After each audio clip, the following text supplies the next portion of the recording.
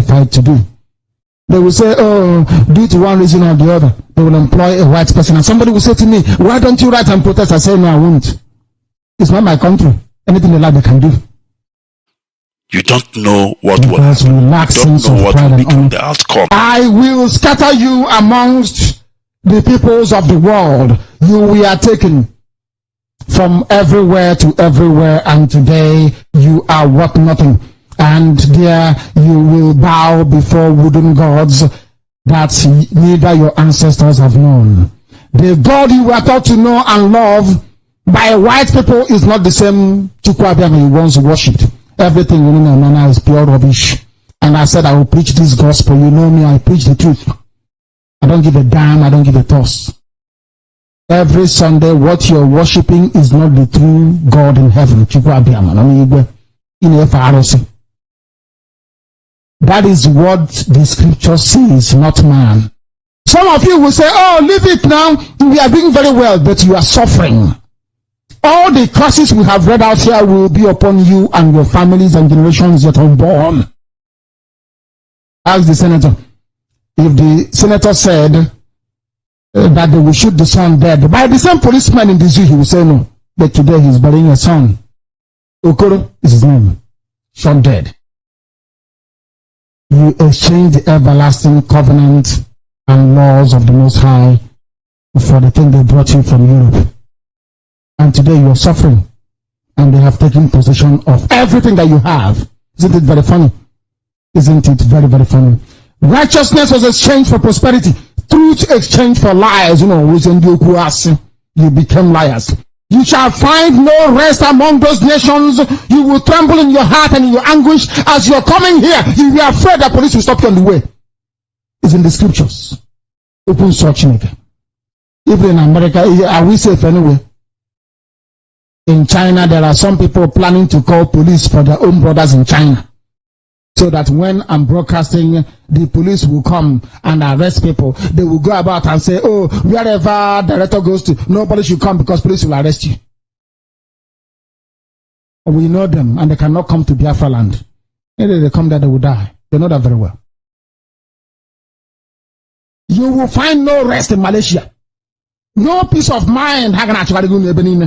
You will hang in doubt all the time. As you leave your house, you don't know if police will come and arrest you and immigration will come.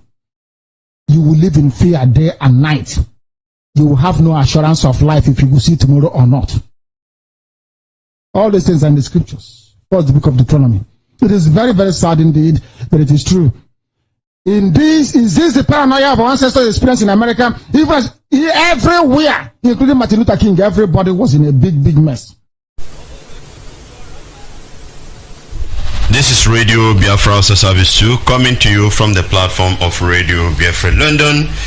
Just as I said before, we will be bringing in some gentlemen to have a discussion on what happened this week that we I would say last week on Thursday when the American Legal Council of the leader of the indigenous people of Biafra, our leader Mazi Nnamdi Kanu, came to Zoological Republic to go and visit him in DSS, and how the lawless Nigeria, like how they put it here, they said the lawless Nigerian secret police prevented him from the visit. So I have some gentlemen with me here to look into this issue, one or two questions then before we will open our line for calls. Gentlemen, I would like you to unmute yourself and first of all introduce yourself, greet Biafrans all over the world, then we now go into the main event. Can you hear me? Yes, I can hear you. All right. Yeah, Mazi, introduce yourself. Then Mazi Oma will introduce himself. Mazi, Chairman will introduce himself as well. Okay. Should I go on? Yeah. Okay, thank you, Mazi Nnamdi, for inviting us to this wonderful program on Radio Biafra Hausa Service 2, broadcasting from Radio Biafra London. Thank you. My name remains Mazi Kanu Agwo, and I am from Akano, Ohofia, in Umuahia province of Biafra land, and I'm serving the indigenous people of Biafra in Asia. Thank you, Mazi. Thank you very much. Thank you very much. And the next, Mazi Oma. Thank you, Martin. It's a privilege to be in your program today. I remain Onyekachi Oma from Omoako Isochi, and under Isochi province, Biafra land. I am serving the indigenous people of Biafra in Malaysia. Thank you, sir. God bless. Thank you very much, my dear brother. And Mazi Uchechi. Yeah, thank you. Good morning, good afternoon, good evening, Umuchineke. And thank you, our co-host, Mazi Nnamdi. And my special thanks to our Supreme Leader, Mazi Nnamdi Kanu. My name is Mazi Uchechi. I'm from Okigwe Province, Biafra land, speaking right now from the city of Kuala Lumpur. Stay tuned. Thank you very much for that wonderful introduction. Gentlemen, all of you are highly welcome in this program. Just in a few minutes, we have to look into explain one or two things to Biafrans all over the world and friends of Biafrans that are listening.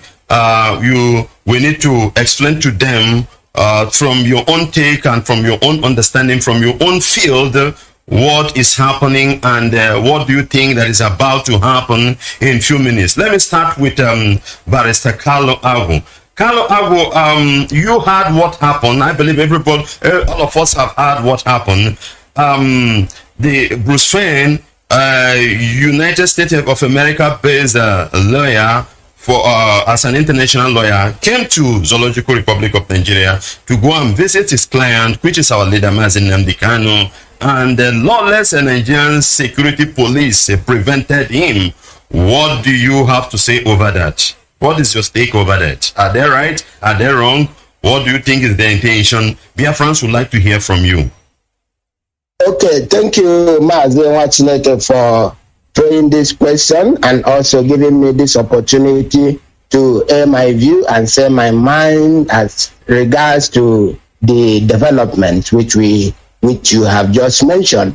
It is clear, and it is clear that our International Legal Counsel, Mr. Bruce Fein, has arrived in Nigeria, fortunately, to see our leader and the other thing that follows. For the Nigerian state to prevent him from seeing him is also a testament to what the indigenous people of Biafra have been saying, that our existence in Nigeria, the way we were yoked together into Nigeria without our consent, is also the reason why we have been agitating to be free. So for the international lawyer to have passed through the same thing that the indigenous people of Biafra has been passing under the Nigerian state, it is still a testament to tell the world that what the indigenous people of Biafra has been crying and pointing out is really that we are being oppressed, we are being enslaved, our land is under occupation. Just for instance, that the way that our people have been preoccupied by irrelevant issues and frivolities, the Nigerian state has continued to move down the heavy weaponry that they have acquired from Russia, the heavy weaponry that they have acquired from the United States of America, the heavy weaponry that they have acquired from all over the world. They have lied to the international community that they are fighting terrorism, whereas they are the enablers of terrorism. Nigerian state has been recycling terrorism, recruiting terrorists, killers, hardened killers into the Nigerian army. And when these terrorists are recruited into the Nigerian army. They are sent to Biafra land, to the eastern part of Nigeria, in order to go and kill, intimidate the people of Biafra. The people of Biafra are seeking for self-determination. Self-determination is guaranteed. Self-determination is under the international law. Self-determination is guaranteed by the United Nations Charter on the rights of indigenous people for self-determination. Self-determination is also guaranteed by the African Charter on Human and People's Rights, which is also domesticated under the Nigerian domestic law, the Nigerian Constitution, which they call Enforcement and Ratification Act, Cap A9. So what the Nigerian state is doing today, while our people are focusing on election in Anambra, they are moving heavy weaponry to kill our people. While our people are being distracted, they are sending military with Andy Oba in Anambra is campaigning with military. That is to tell our people what is to come, that they are about to kill our people. Let me hold it here. Before you hold it, Barrister Carlo Agwo, I will like to ask you one or two questions before I go to you, the other colleague. What is the legal right the lawless DSS has to prevent an international legal practitioner not to see his client at a particular time? Meanwhile, we heard it that the court of jurisdiction of the Zoological Republic of Nigeria has given them permission to visit their client twice in a week. What is the legal right do these people have to prevent? Because according to the reason or the excuse they gave, they said that the officer assigned to take them to maybe the room or inside the dungeon where the leader of the indigenous people were went on a special assignment. So I don't know if there is any legal right they have to, as a barrister, they have to defend themselves on this issue. Mazi Nnamdi Kanu, it is still the same thing that we have been saying, that the Nigerian state does not obey laws. Nigerian state does not respect the treaties which they signed into. Nigerian state is a lawless society. If you remember, in 2015, when the leader of the indigenous people of Biafra was adopted for the first time, and he was taken to a court in Nigeria, and the courts, all the courts, they gave him, they released him unconditionally, but the Nigerian state refused. So it is on record that the Nigerian state does not obey laws. The Nigerian state does not recognize or honor the agreement that they have made in the past. So that is the reason why they breach international law with impunity. For instance, they have committed what they call in international law extraordinary rendition on the leader of the indigenous people of Biafra, and he is being languished in the DSA dungeon against international law, against international diplomatic protocols. So this is to tell the world that the indigenous people of Biafra are passing through enslavement under the regime, under the Fulani stronghold that has kept our people into perpetual enslavement till today. Thank you, Mazi. Thank you, Mazi. I'll still come back to you, but let me go to Mazi Omakechi. Mazi Omakechi, before the arrival of Bruce Fein from United States, we had a Barrister Job also a kind of lamenting or telling the world how he was also prevented and was searched to a certain level before he could visit his client, which is our leader. And the same thing has occurred indirectly to the international lawyer.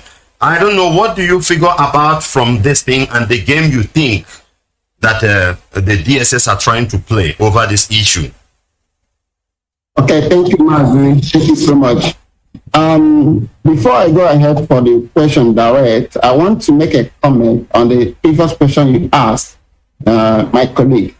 And that question is the legal right has DSS or SSS of Nigeria has in order to detain or to do what they are doing against our leader, our indigenous people of Biafran's leader, Number one, in their own law, in Nigerian law, section 2, 3, A, B, C, and section 4 make it clear to them that DSS have no legal right to detain anybody, not just our leader, but anybody, any Nigerian citizen in their own custody.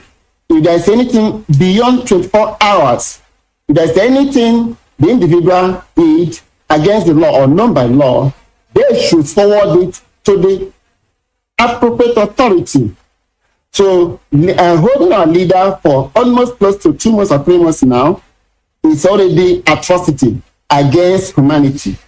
Now, coming to the issue of not allowing our legal team or striking our legal team naked by denying them access to visit their own clients, it's already, the history of Nigerian state has made it clear to everyone listening today that Nigerian states are only country in the world on this planet that abandon their own constitution, abandon their own legal system, abandon their own judicial system for the fact that the federal government or the people we know as danger with that are controlling the federal government doesn't, or they know, they doesn't want to do anything about it because they don't care.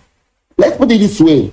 We also could remember that the court order has been abused several times in Nigerian state. DSS illegal detention has been happening for years, for centuries in Nigerian state.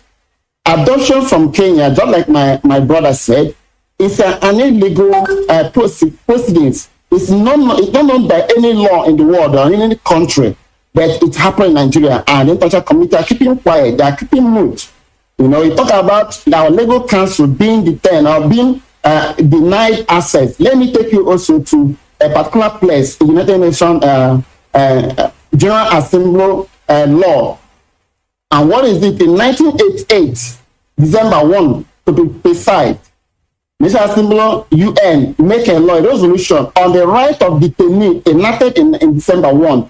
And some of those detainees' rights are all persons within the territory, that is Nigeria or any other country, given state, without distinction of any kind, such as race, color, sex, language, religion, or belief, that is political belief or political ideology, should be detained or should be denied the right of his own legal team or his own attorney to see him.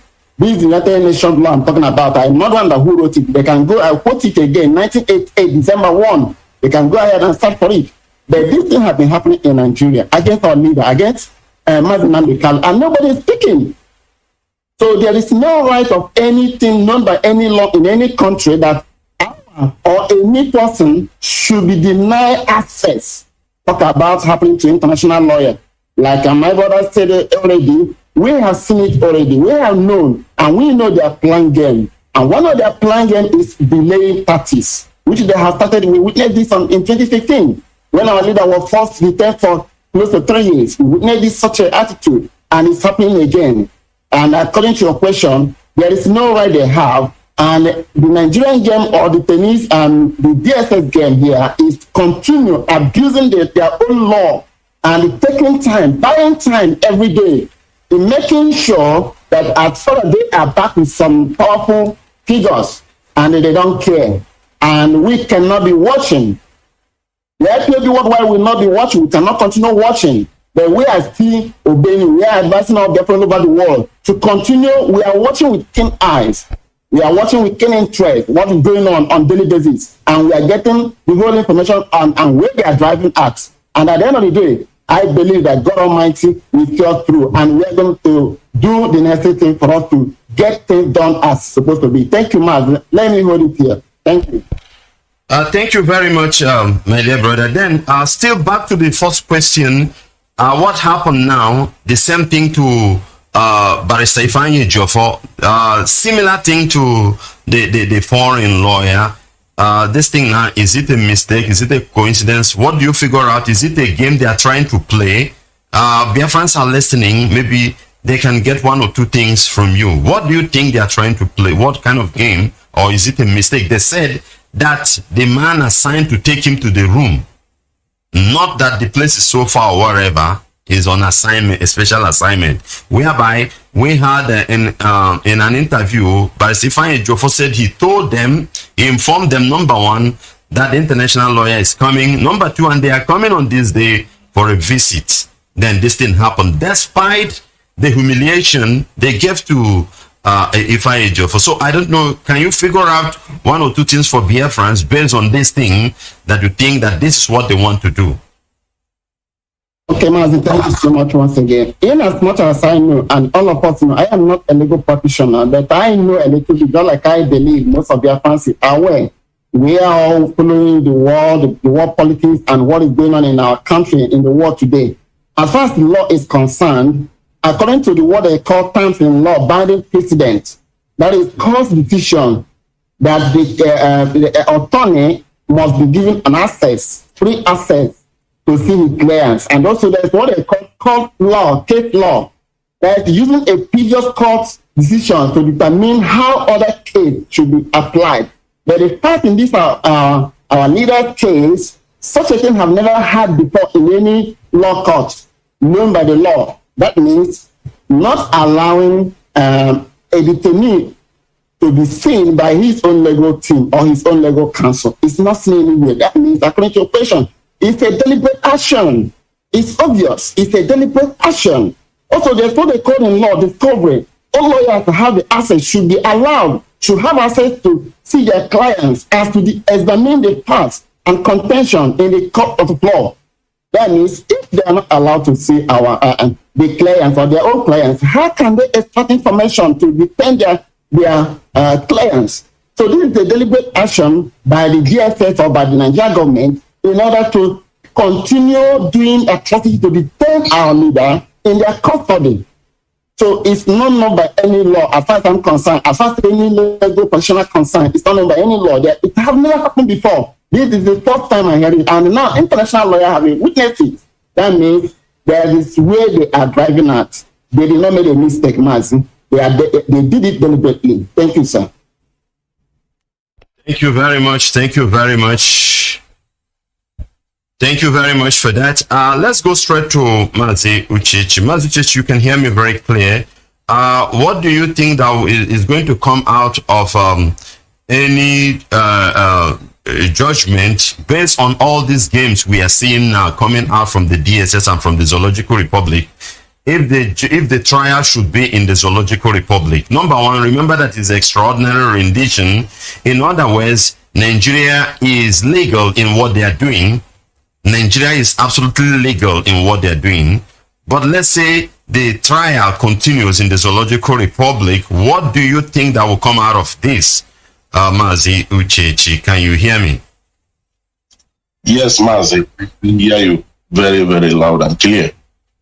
Thank you very much for that question you just raised. And I also thank all my colleagues for their input this morning.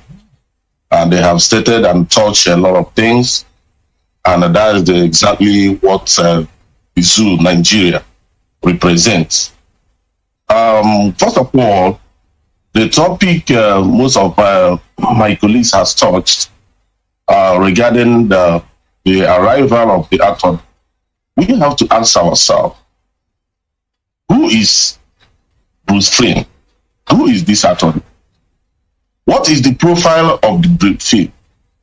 That is what we should ask ourselves.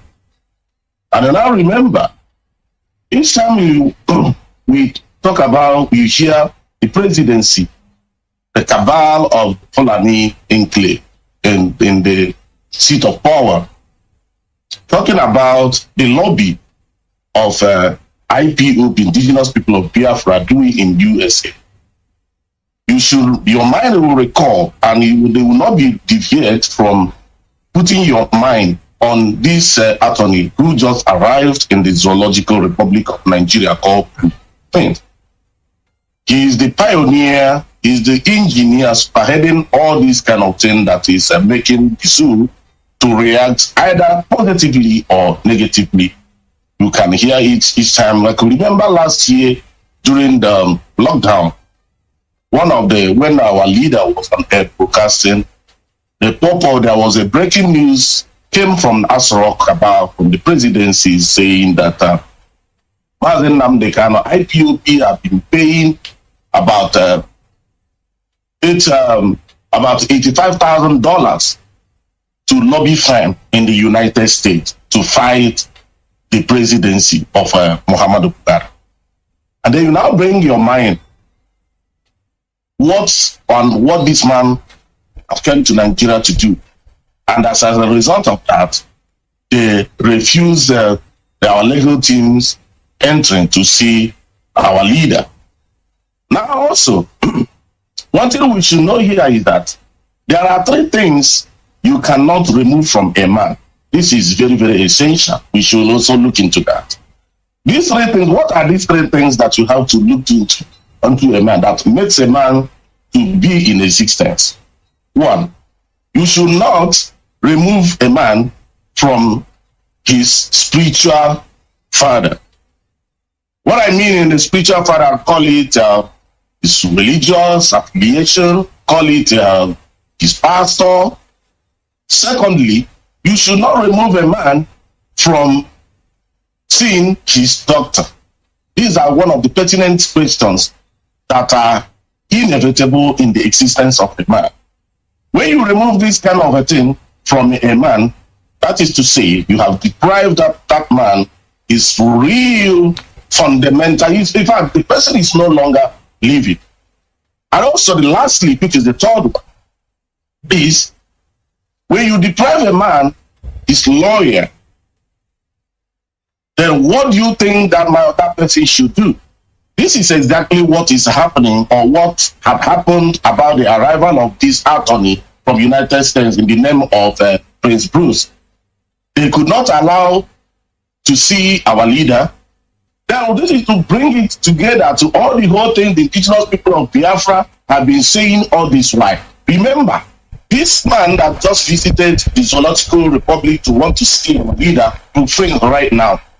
You know, this man is a very high, well-known attorney in the United States. He's working currently with the Supreme Court of the United States.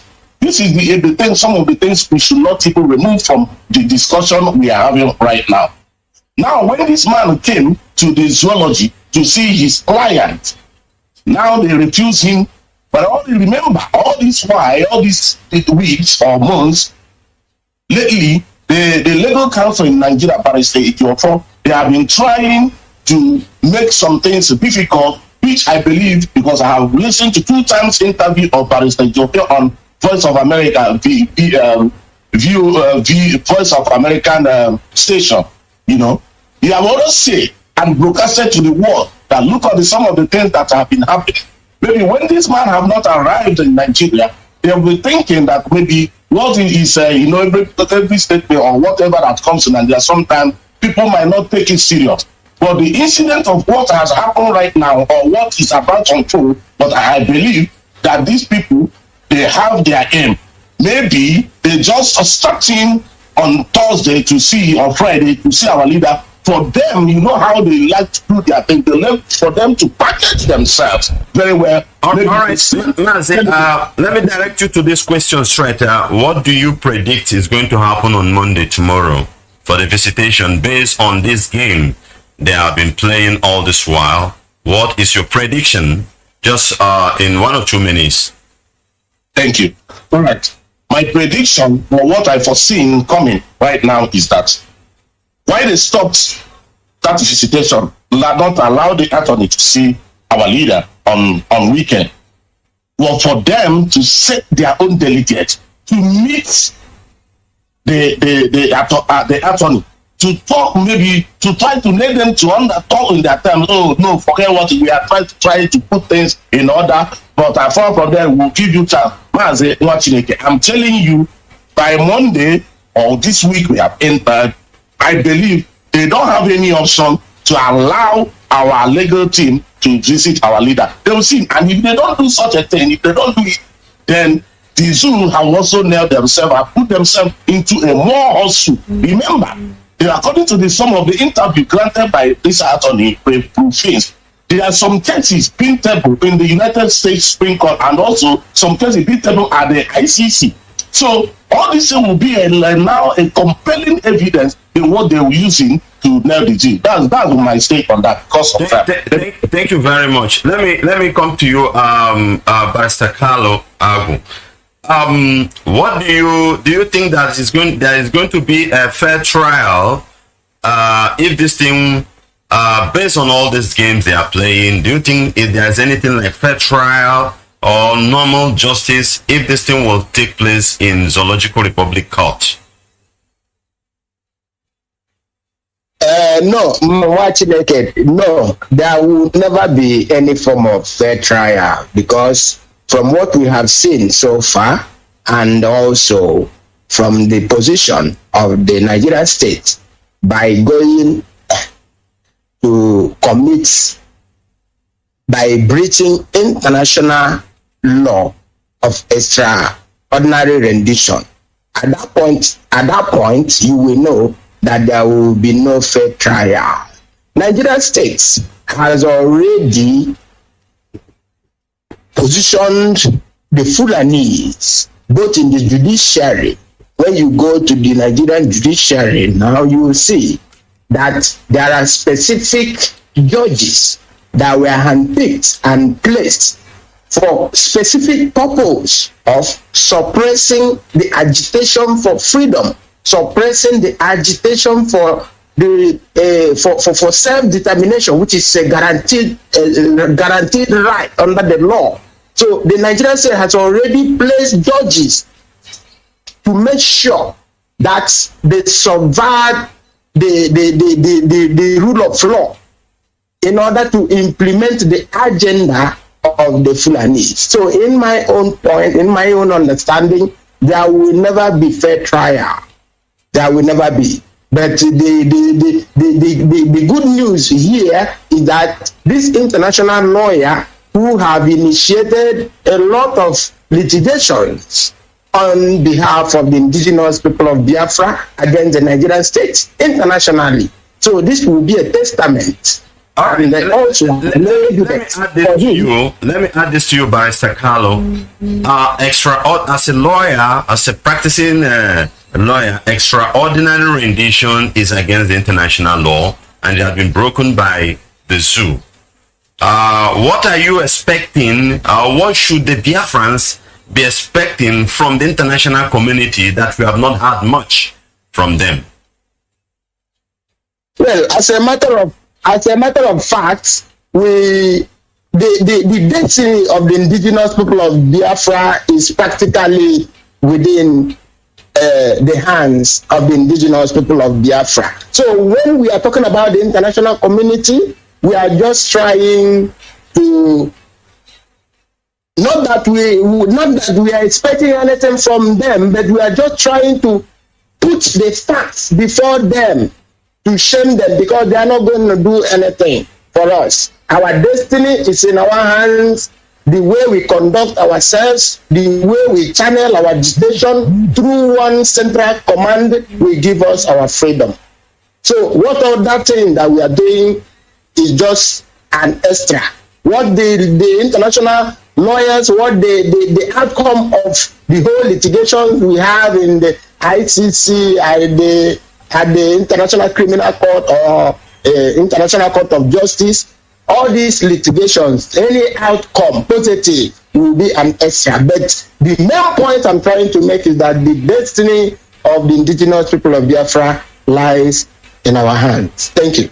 Then again, do the Zoological Republic of Nigeria has the right to continue with this case while they themselves are illegal in what they are trying to try? That is why I'm asking about the international community, what the role they're supposed to play and all those things. Should the Zoological Republic continue in the trial? Is it right?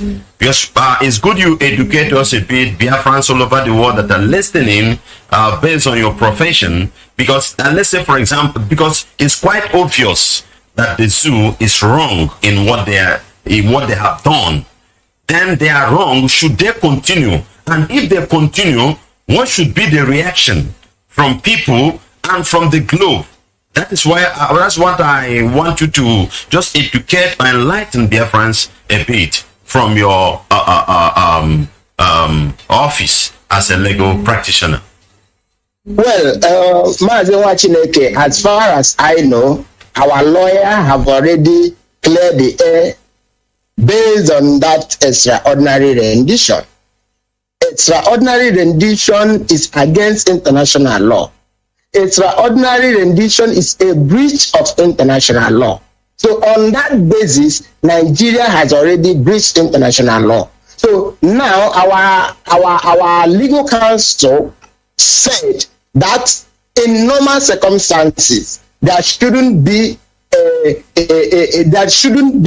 any court with jurisdictional competence that will try this case, because when you break an international law, you don't have any right anymore to prosecute based on the breach that you have already committed. So it is very, very clear that there will never be justice in this case. So what we are expecting is for these international cases that have been initiated to lead us to conducting a referendum for the indigenous people of Biafra, because this is the basis of all this problem. The basis of all these issues is that the indigenous people of Biafra are seeking for self-determination, which is a guaranteed right. So this is all I have to say about this, because it is very, very clear that the Nigerian state has breached international law. Breaching international law, you do not have any legal stand anymore to prosecute on the breaches that has already been done to the people. Thank you, Mazi. Thank you very much. That is exactly what I want you to let the world know and Biafrans know. Nigeria is wrong already, so they don't have the legal right to say they are trying somebody. Let me come to you, Mazi Oma. What can you tell the world or regarding the silence of the British government over this issue, despite the leader of the indigenous people of Biafra is a British citizen, and they have remained silent all this while? We are not hearing much from them. What do you have to say about this and to Biafrans and to the whole world? Thank you, Mazi. Once again, I'm privileged to be here, Mazi. I want to make it clear to Biafrans all over the world and to international community that British government, of whom their own citizen, who is holding their own passport, is being detained over 2 months or more than 2 months by now, and they are silent. They are saying nothing. It's a signal that there is something going behind. We don't need any prophecy on this. British government knows the law, and the law, they have it in their own law, in their own country. If this can happen to any other person that is not a white British, we could have seen the actions of the British government before now. But because it happened to their own company, you know, what I mean by their own company is their own where they are taking their resources, where they build our empires, or where they are taking free money, then they are silent. They can't do anything. So I also want to use the opportunity to advise Biafrans all over the world. We, like Mazi Kanu said, we have our own destiny in our own hand. If we continue expecting British government to do anything forever, they are not ready to do anything. But we will continue to tell them the truth. We continue to emphasize on this matter. We continue to pressurize British government because their autism is there, and they cannot deny the fact, because there's, like I said earlier on, there's what they call law case. It will have a reference tomorrow. Tomorrow the president will come up. What happens when your own citizen was illegally adopted, illegally taken out from his own country to a country that are known as a torture country, because a torture is own citizen unnecessarily. Your own citizen was taken to that country and you are adamant, you are kept quiet for so long. That is a signal that such law have been abused, even in the British government and all over the world, in international communities. Such law have been abused. So if they can enact such law and you can review it again to any other person, that means we are out of the content, we are out of the system here. That's what the fans all over the world have to understand. We are not among these people. We have to fight our own destiny in our own hand. There is nothing expected from this government anymore good for us. And everything expected from this government is trying and continuously intimidating us, their fans, trying to tell us indirectly we are not part of their program, trying to make it clear in our ears, in our inner ears, we are worthless people. And are we really worthless people? No, because Chukwu Kabiyama has said so. We are one of the best people in the world, and we have all the tests to wake up and fight for what belongs to us. So I want to appreciate Mazi again. And also, in terms of redemption you talk about now, like Fatano said, yes, to furthermore on that, could you imagine that the redemption means taking a citizen of another country to another country illegally, where they can torture him or her, not according to the law, but their own way. So now, our own leader has been taken away from another country, and the world kept adamant. That is why our legal team has to explore every available law content on this matter and make sure that they go beyond Nigerian boundary. Because Nigeria has no law. They have abandoned their own law. They have no law in practice. They have no law again working. The Fulani, who is ruling Nigeria, who is sitting on a seat of power, the Minister of Justice, the Chief Justice of Nigeria, is a normal Sharia practice, a law practitioner. He's not even a justice. He's just a normal law practitioner. And now he become your Chief Justice. When Ono was removed, every Nigeria keep adamant. Now he's coming, the whole game is coming to an end. What is the game? That every Nigerian life is in danger. Every Biafran life is in danger. But we are happy today. The good news is that is fighting the battle for us. Because anybody who is tired of our hand is indeed. We may go suffering.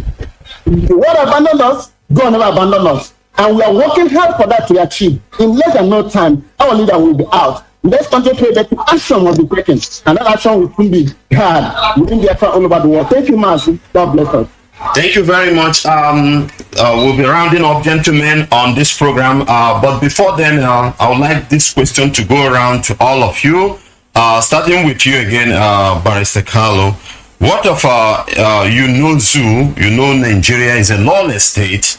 What of if what happened on Thursday repeat itself again on Monday?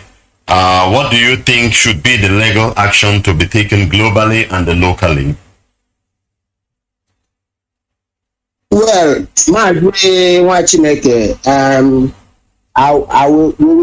indigenous people of Biafra should not be surprised that on Monday that they may also do the same thing, because the Nigerian state, as we have always continued to say, that is a lawless state. So for that purpose, what we should do is that we shouldn't be broken down if on Monday they did the same thing that they have been doing.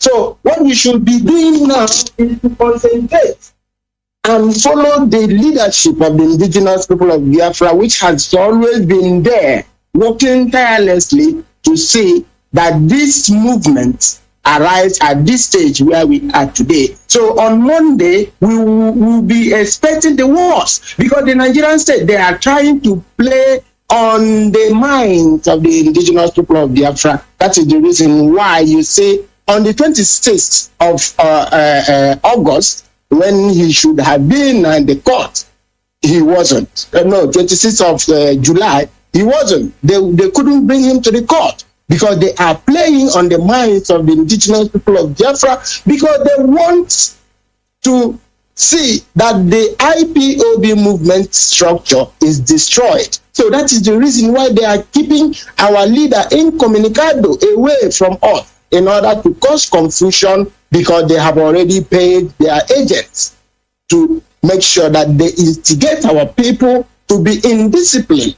Whereas in normal circumstances, our leader, Mazi Nnamdi Kanu, has already bred all of us to be disciplined, to be consistent, and continue to do what we have been doing until we achieve our aim, which is Biafra freedom. So as it is, on Monday, we may not expect any good news, but we must be focused. We must continue to be united and work through a central command, because the reason why the Nigerian state is playing on the minds of the indigenous people of Biafra is to cause confusion. When they cause the confusion, it will be as if the indigenous people of Biafra as a structure is in disarray. And when they succeed in dividing the house, they will now proceed to harm our leader or to do something untoward towards him. So this is what we should be expecting on Monday. They may be playing their games. We should be strong and be focused and do the needful, what our responsibilities are for the restoration of Biafra. Thank you, Mazi.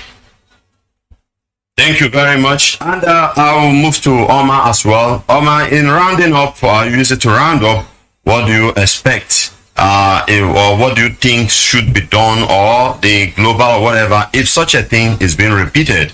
Because we know Zoo as a lawless state. Thank you, Mazi. In a country where the court orders have been abused on daily basis, this case is because we are hearing here today. We are listening and hearing about this case because our Mazi is a figure known to the world. We have millions and thousands of other people being in detention of Nigerian cells every day, or prison yards, and yet the same illegal precedents have been meted against them. In a country where the protest is a taboo, protest is illegal. In a country where massive rights have been taken away from them.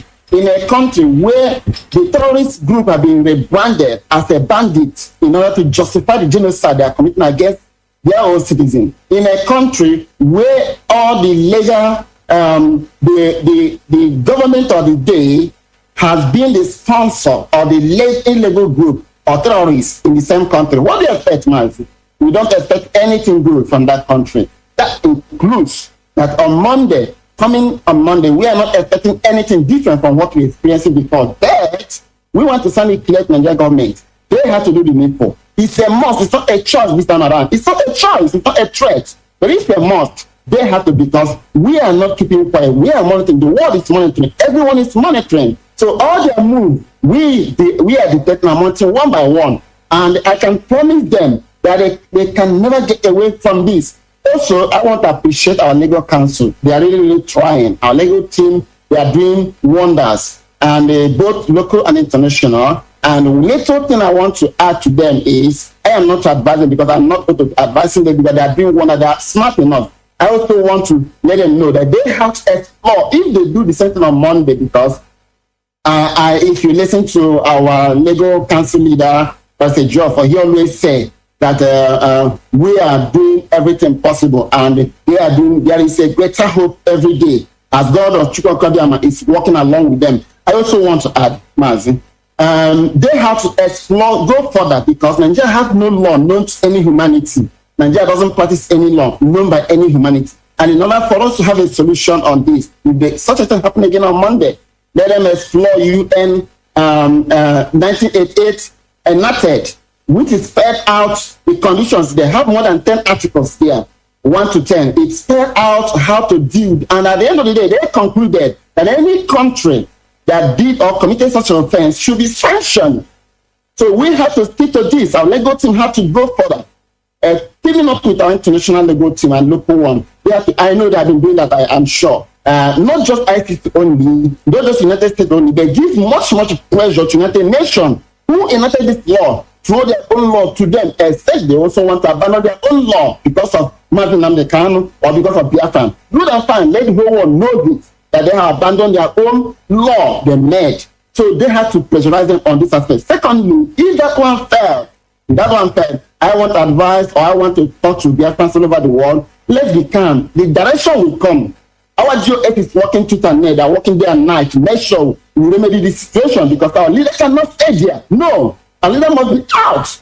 So they are working every day and night. They are not resting until our Onyendu is out and meet us back. So they are working. So let Biafra all over the world listen to Radio Biafra and key in to every instruction. Like 14th of September is coming up. Day. We key into that. I'm telling you, and we are showing you that in less than no time, by the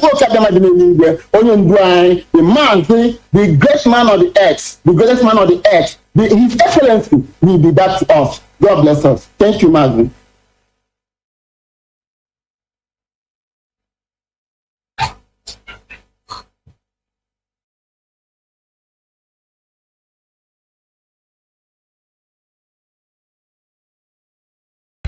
Yes, thank you very much, and also I thank all my colleagues. They have spoken well. They have nailed the topic we held this morning. For me, from my own personal point of view, I don't think the zoo will not allow our legal team to see our leader tomorrow. I don't think so. Like I stated earlier, maybe the reason why they did what the shenanigan they did last week, it was maybe they want to have maybe a kind of a closed door meeting with the DSS or whatever with Nigeria, because they know the arrival of friends have really going to implicate them more, and they have been crying towards that. So I don't think on Monday they will do something more stupid as they have been doing. I believe they will allow him, but if peradventure such a thing happened that they not allow the council to meet our leader, that is to say they are telling the whole world that everything IPOB that will come up with is being justified, and nobody should blame them for any action they are going to carry on. Now, what has happened in all these scenarios, the whole thing that's been playing out all this while, it's a breakdown of law. You cannot break a law to uphold a law. It is already obvious that what is happening or what has happened, that is obvious that Mazi Nnamdi Kanu would never ever be granted into fair trial. Then, on that occasion, the Biafran people, ruled by the laid down structure of Mazi Nnamdi Kanu, are put in place before this incident happened to carry it on, and any instruction that been given to us to carry on, we should do it starting from one of the memo and also the announcement going on the radio and circulating around the world, especially starting from next week, 14th of April. One of the things we have been doing before our leader was when he was also out. Since what happened on 14th of September 2017 about total the saboteur day is one of also the two that's something that will compare them, and other subsequent thing that will come up that will make Nigeria to know that the tricks, the rhetorics they are trending on is very, very dangerous. Therefore, any action the Biafran people take, from the action of sit at home and other subsequent action that come up, Biafran people, IPO, indigenous people of Biafra, being justified. They don't have anything that will make them not to do what they will do to make sure that the Sioux need to listen to them.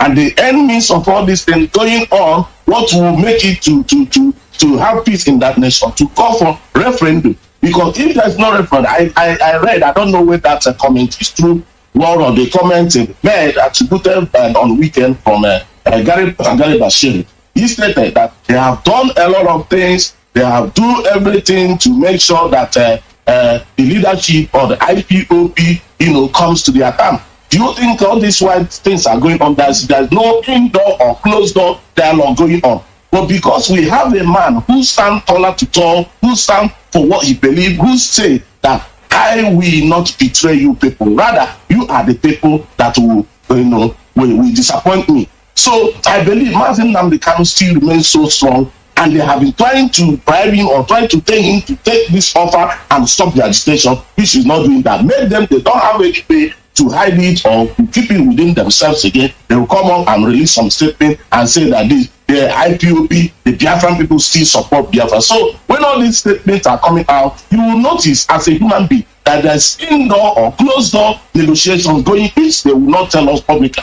in the public. Most of us are reacting either positively or negatively about what are we doing, what are we doing. How do we know? How many of us know that our attorney will arrive, our international attorney, by the name of Hussein will arrive from United States this weekend. We don't know.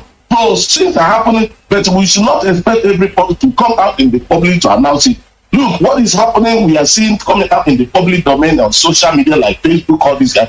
Glad that some of the things you are just used to, wasting time talking, but the decision makers of this struggle and some of the things we might not even see in the open, as some of us will be expecting everything to come out in the public. Therefore, this Monday, I strongly believe that this Monday, they don't have option, they will see our leader, but if they don't see any other action that's come up with the regional people of Biafra, which the governors or the political elites are crying like a chicken baby now in Biafra land, that this, the economy, this and that is affecting them. It's also affecting everybody. So they don't have option, anything that comes up. That's my statement. Thank you very much. Thank you very much, gentlemen. Thank you very much. The word you used to start you said they cannot break down the law and uphold the law. Under normal circumstances, the Zoological Republic is wrong. They have broken the international law by extraordinary rendition, so they can never have any power to try our leader. That one is very, very clear to the whole world. Thank you very much, gentlemen, for coming, and I wish you will be here again whenever your service is needed for Biafrans. Thank you very much, and may the Most High bless you. Thank you all. Thank you. Those watching us in Abuja, Onitsha, Enugu, Port Harcourt, Lagos, Accra, Rwanda, Maputo, Dar es Salaam, Asmara, Port Sudan, Alexandria, Johannesburg, Harare, in Rwanda, Angola, those watching us in Kigali, Kagame. Kagame seems to be the man of the day. Rwandan troops have no mercy. When they go in, they do the job thoroughly. They have restored peace in Mozambique. Today, Mozambicans are beginning to smile. Thank you very much, President Kagame, for the swift decisions that you took to deploy your troops to stop the onslaughting Al-Shabaab terrorists that were taking over northern Mozambique. But what are the reasons then? We shall look at it as we come, step by step. Today, the Sahel conflict shall use Nigeria as a case study. Is Nigeria falling apart? Does Nigeria needs reassembly? Has Nigeria learned any lessons? Was it too big a country to be governed by one man? If the European Union is breaking itself down, what on earth is Africa working out? Was it a forceful marriage? We see conflicts in the Sahel region. Who funds these conflicts? My guests today who are joining us will be talking about the conflict is Nigeria collapsing. Thank you very much. I want to welcome Mr. Mazi MJ Ononcha from Dubai, United Arab Emirates. Dubai. Mr. Ononcha will be speaking about the Sahara region and about the country called Nigeria. He will talk about Biafra. Welcome to the show, Mr. Mazi M. Ononcha. Are you there?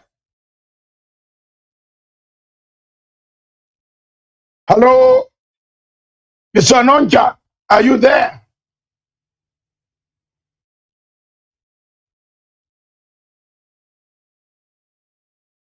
Are you there?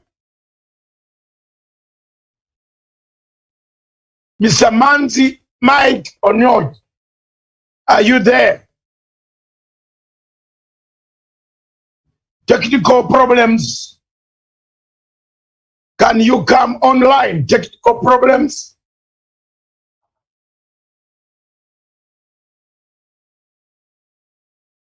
Thank you very much. However, we shall proceed. Oh, also joining us from United States of America is none other than Dr. Jeff Kalui. Dr. Jeff Kalui was a presidential candidate in the Kenyan elections of 2017. Dr. Jeff Kalui is himself a conflict resolution expert dealing with Africa, with the entire world. He's a good mediator. Is gallivanting with the military to do campaign.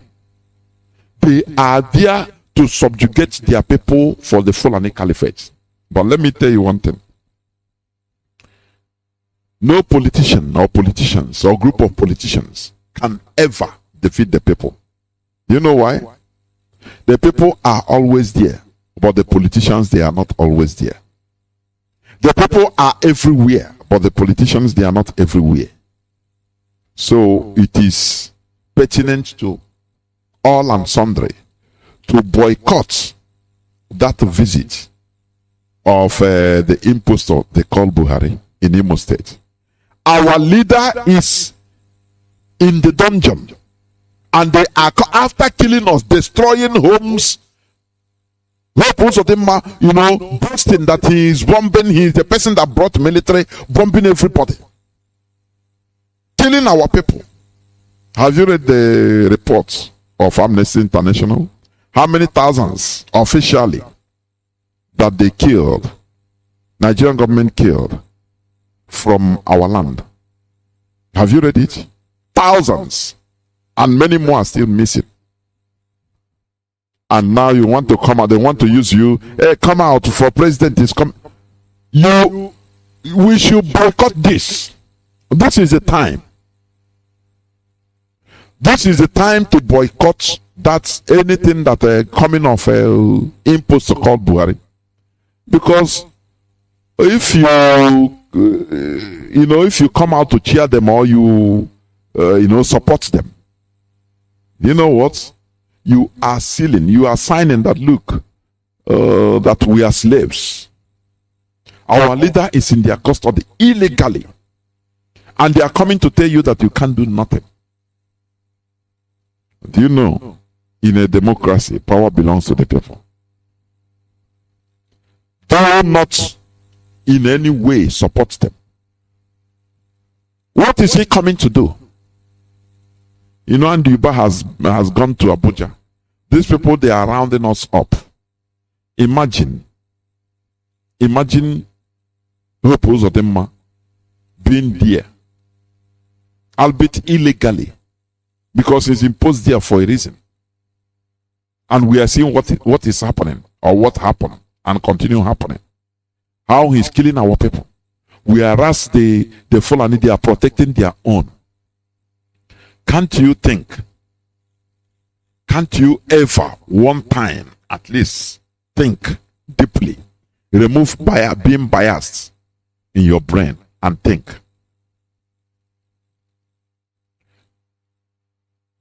Do you think about the so-called bandits? These are terrorists shooting down the Nigerian military jet. Have you thought about it? And they no all-out war against them. No. Gorbachev said no, they shouldn't be bombed because of the environment, the flora and fauna in the area. It will be destroyed. But they can bomb Imo, bomb Bayelsa, kill every person they see on the way in the community in Bayelsa. No problem. They burn everything. No problem. They can bomb our forests, bomb our homes in Imo, in Akwa Ibom. It's normal. But when the criminals, not criminals, these are terrorists, highly organized, government-sponsored terrorists, the Fulani terrorists. No person goes for them.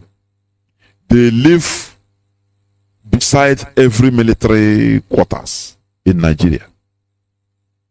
And it doesn't matter. No. They cannot be touched.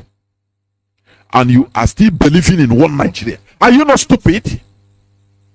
You are still believing. Everybody will come. One person will come and talk. No, this and that. It's not only talking. It's acting it. Do you understand? That is what we are talking about. What type of injustice?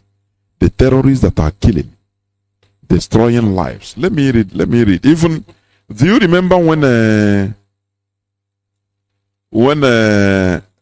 southern governors, they gathered and issued statements that they are banning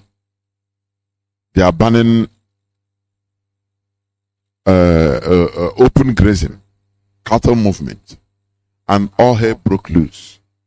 Do you remember it? Do you know that today even the northern governors, they are banning all these things? Insecurity in Niger State. Niger government suspends cattle markets because of insecurity. Do you understand me? Niger government suspends cattle markets. But these were the people that we are trying to draw rain.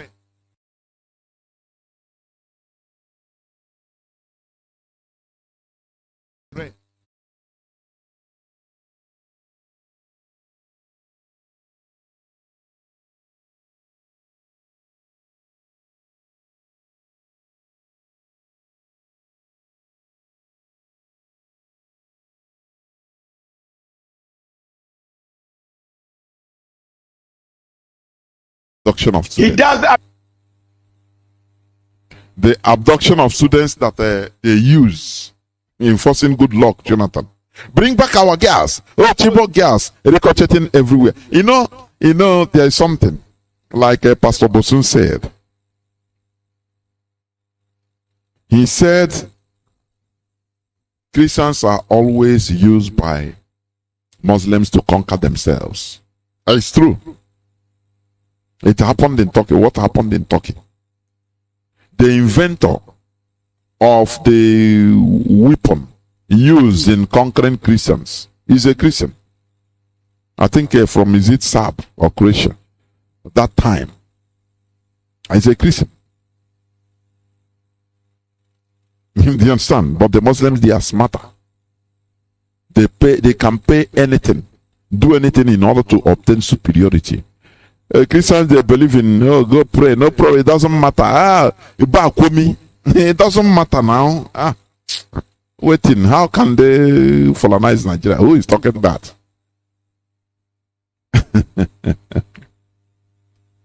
Bring back our girls that Obama, where is, sometimes I ask, where is Obio Ezekwesili? All these students that are being abducted, these pupils and students every day, in every part of the north. So where are they? Are they tired? No, their mouths are shut now.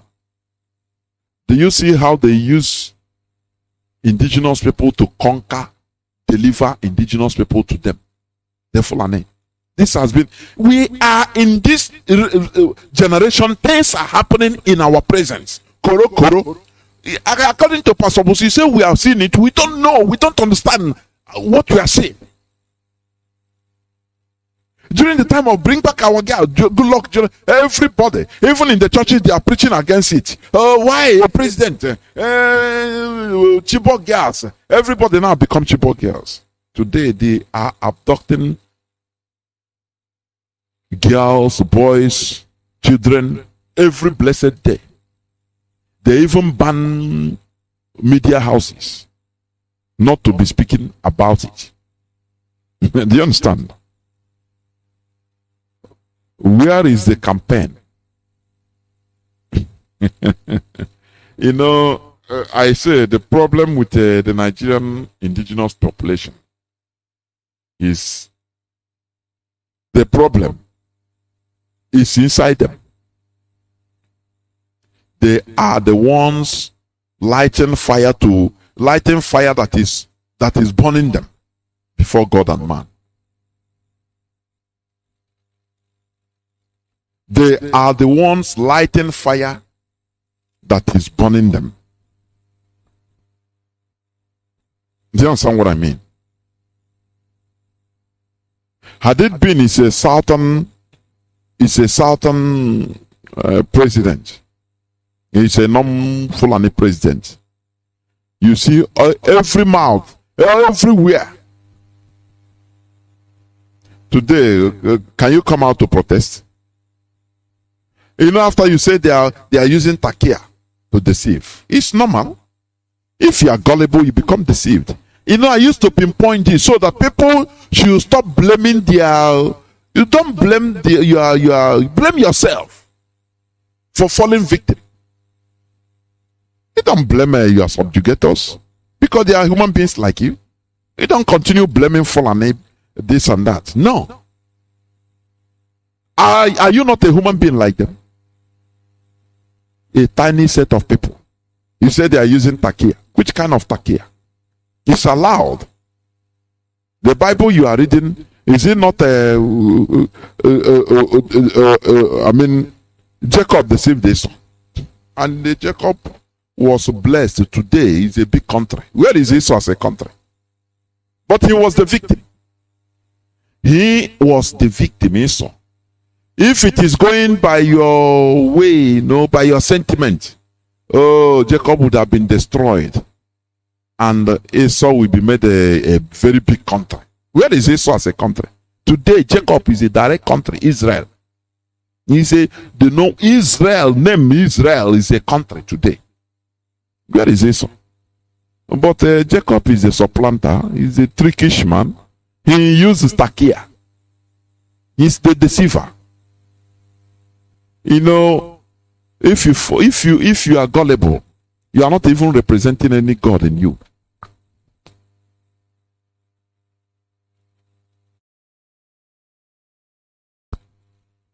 Do you understand me? So, what am I trying to say? If you fall victim because of your gullibility and ignorance to a superior, I call it a superior because it deceives you. Now you fall victim. You are foolish. And God is even against you. Because you are not even representing any image of God at all. Do you understand? God is manipulative. God is highly manipulative. He can manipulate. He can terrorize. Somebody says sometime, which I concur, that God is even the first terrorist. Do you know how to kill the whole country? People's first son. He terrorized them. Do you know what it means? That is complete terrorism. So that's why I say when people are talking about God, I say you are talking it through your own religious perspective, or your own, only that very little narrow perspective. You don't know even God. So don't talk about him. You don't know him. God is the first terrorist. Do you know that? So that when you are crying, you say you need pity. God will even slaughter you into pieces because he will say that you are stupid. Do you understand what I mean? He will increase the people that are terrorizing you. Say, kill them more. I give you power to do it. It is not only today. It started right from time. He blessed Jacob for tricking Esau, his brother. And Esau cried bitterly. Does that touch God? God say, you are stupid. Come on, get out. And, all his countries, all Edomites, this and that, they were subdued by Israel. Why didn't God play victim? Oh, you are the victim. You must rise up and do something. It is pertinent. If you don't rise up to do something, God will allow that enemy to destroy you, and he will progress the enemy because he sees that you are gullible. That is why we must follow our leader's footstep. He is fearless, and he must be released. Do you understand? Stop crying and laying complain. But during the time of Goodluck Jonathan, why is it that everybody was active, protesting this and that? Bring back our girls. Today, thousands of boys and girls are being kidnapped every time. Who is talking about it? Who is talking about it? Where are those people? Where are the pastors? Where are the clergymen that are they were putting boot on ground, leading protests, speaking in their churches, inciting people? Today, where are they? You know, God will say, you people are stupid. That is why, even if it is Islamization, if you give them, if you don't rise up to do something, the Fulani, they will Islamize everybody. That is it. Because God will see that you are stupid. You are highly gullible and stupid. This is not the type of creature I want. Why did God give power to even people, terrorists? Do you know that Europeans, they terrorize the whole world? Forget about now that even things are pacified. Study history and you understand how Europeans terrorize the whole world. Today they are on top. They are being worshipped. You want to go to their country. Without committing all these things, you cannot be on top. It's impossible. As a people, as a country. You understand what I mean? So we should stop playing this victim game. Victim crying always. That is why IPOB is here. I am also challenging other indigenous population in Nigeria to rise up and follow the footstep of Mazi Nnamdi Kanu. Follow the footstep of IPOB. The middle bed. Not every time crying. They will kill, you carry the corpses of the people, go and put in the governor's gate. Yes, it's good, but what does it mean? Strike back. Organize yourself and strike back. That is the reality. That is when you are doing all these things, God will be happy because He created you, He gave you to the whole sense organs. He give you brain as He gave to your detractors. That is why, do you know, if it is a terrorism or sin that will kill people or destroy a country or destroy a people, the Europeans would have been wiped away. Do you know that indigenous populations cried to their various types of gods for help? Do you know that King Leopold of Belgium, he decimated half of Congo's population as of that time, more than 15 million people. He killed for fun. Sometimes if he will be in breakfast and he want to just be happy, and they will bring the children and they will be cutting them into pieces in his presence. Their agony makes him happy. But today, how many Africans are in Belgium? Yeah, we are enjoying these people. Oh, they are paying with social welfare. Well, blah blah blah blah blah. Had it been the prayer of people or God is destroying people as terrorists, He would have wiped them off. Instead, your great-grandfather, your ancestors that didn't do nothing, you are against them. Where do we add stupidity again? Stupidity ends in Africa before God and man. Stupidity ends in Africa. Without subjugation, without terrorism, the Europeans wouldn't have had what they have today. They wouldn't have been where they are today. You understand? So you should boycott, as I said. In Imo State, you should boycott the visitation of the impostor. Our leader is in their custody. You should boycott the visitation, the visit, please. Let me continue. You know, I said Niger government suspends cattle markets. Okay. What they were drawing thunder and brimstone before. Now they are doing their own. You know their own, they don't talk. They just implement it. That is in Niger State. Casino shut roads, bans sale of animals, interstate cattle movement. That is banning open grazing. They don't talk, they don't discuss about it, they just implement it. Sokoto bans movement of cattle in lorries across 13 local governments. Are you seeing it? But these are Mietiala say they were drawing thunder and brimstone. Why if the southern governors say why should they ban open grazing, movement of cattle? That everywhere is Nigeria. So now no more. There are no more. Casino is not Nigeria again. For the Fulani headsmen to roam around, it's not Nigeria. Why we say all these things is so that you know all this our broadcast is in archives. In the next 100 years, people will be hearing it, will be listening to it, so that they will the people will start that time. People will start wondering. The generation that time will start wondering what is in the mindset of people. How people were so stupid, and all these things are happening. Why are our people so stupid? That is what they will be wondering.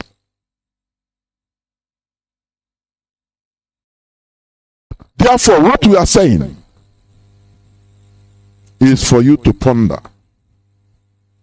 Ponder whenever it is on their own. The insecurity now, it never happened to the extent a shadow officer, an officer that is in the intelligence unit that is not supposed to talk, he came and revealed Nigerians, they are still, you see them, they are still, 2023, we go vote. You see, why wouldn't they be destroyed? Why wouldn't tiny Fulani run them over? Please, let us know what we are doing. We are IPOB. We are the indigenous people of Biafra. Why? Sometimes I ponder, why are we there in that part of the world? The answer is to bring light. Light. And nothing more. Because that is the darkest part of the world. You know, in the thickest part of darkness, that is where light shines brightest. We fought a civil war of almost 3 years. And, you know, to showcase what we can do as a people. Now, just an example. The time was not that time. Sometimes I blame, but sometimes the answer is there also. Maybe if we had a Biafra at that time, it would be like quagmire, as quagmire-ish as Nigeria. I'm telling you, who knows? But this is the time for us to achieve. This is the time for us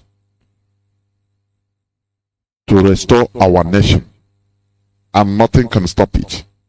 Our leader, as I said, he must be released by fire, by force, under most. And do not forget, our leader, our HOD is coming on air by 7 p.m. tomorrow in order to make some announcements, and everybody should listen. Without wasting time, I will go to the topic of my submission today, which I will not be too long. But before I do that, please let us listen to this announcement.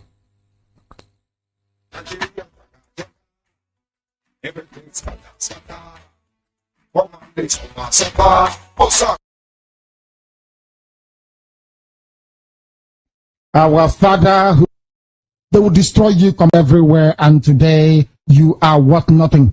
And there you will bow before wooden gods that neither your ancestors have known. The God you were taught to know and love by white people is not the same Chukwu Abiyama you once worshipped. Everything now is pure rubbish. And I said, I will preach this gospel. You know me, I preach the truth. I don't give a damn, I don't give a toss. Every Sunday, what you're worshipping is not the true God in heaven. Chukwu Abiyama. That is what the scripture says, not man. Some of you will say, oh, leave it now. We are doing very well, but you are suffering. All the curses we have read out here will be upon you and your families and generations yet unborn. Ask the senator. If the senator said that they will shoot the son dead, by the same policeman in the zoo, he will say no. But today he's burying a son. Okoro is his name. Shot dead. You exchange the everlasting covenant and laws of the Most High for the thing they brought you from Europe. And today you are suffering. And they have taken possession of everything that you have. Isn't it very funny? Isn't it very, very funny? Righteousness was exchanged for prosperity. Truth exchanged for lies. You became liars. You shall find no rest among those nations. You will tremble in your heart and in your anguish as you're coming here. You will be afraid that police will stop you on the way. It's in the scriptures. Open search. Even in America, are we safe anyway? In China, there are some people planning to call police for their own brothers in China. So that when I'm broadcasting, the police will come and arrest people. They will go about and say, oh, wherever director goes to, nobody should come because police will arrest you. And we know them, and they cannot come to Biafra land. If they come there, they will die. They know that very well. You will find no rest in Malaysia. No peace of mind. You will hang in doubt all the time. As you leave your house, you don't know if police will come and arrest you and immigration will come. You will live in fear day and night. You will have no assurance of life if you will see tomorrow or not. All these things are in the scriptures. First, the book of Deuteronomy. It is very, very sad indeed, but it is true. Is this the paranoia of our ancestors experienced in America? Even everywhere, including Martin Luther King, everybody was in a big, big mess. This is Radio Biafra Service 2 coming to you from the platform of Radio Biafra London. Just as I said,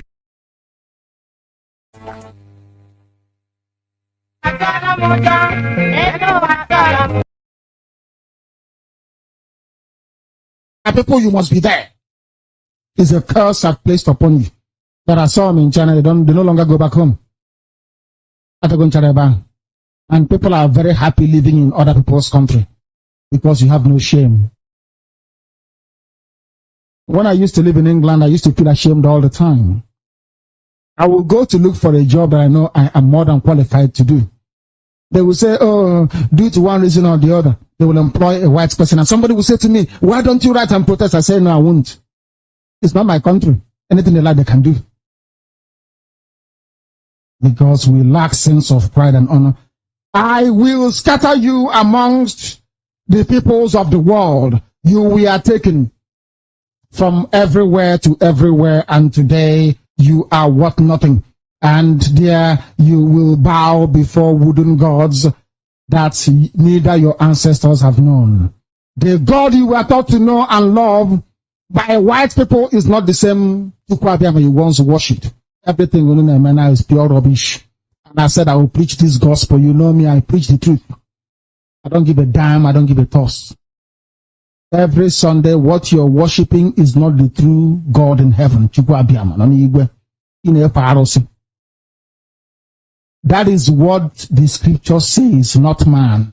Some of you will say, oh, leave it now. We are doing very well, but you are suffering. All the curses we have read out here will be upon you and your families and generations yet unborn. Ask the senator.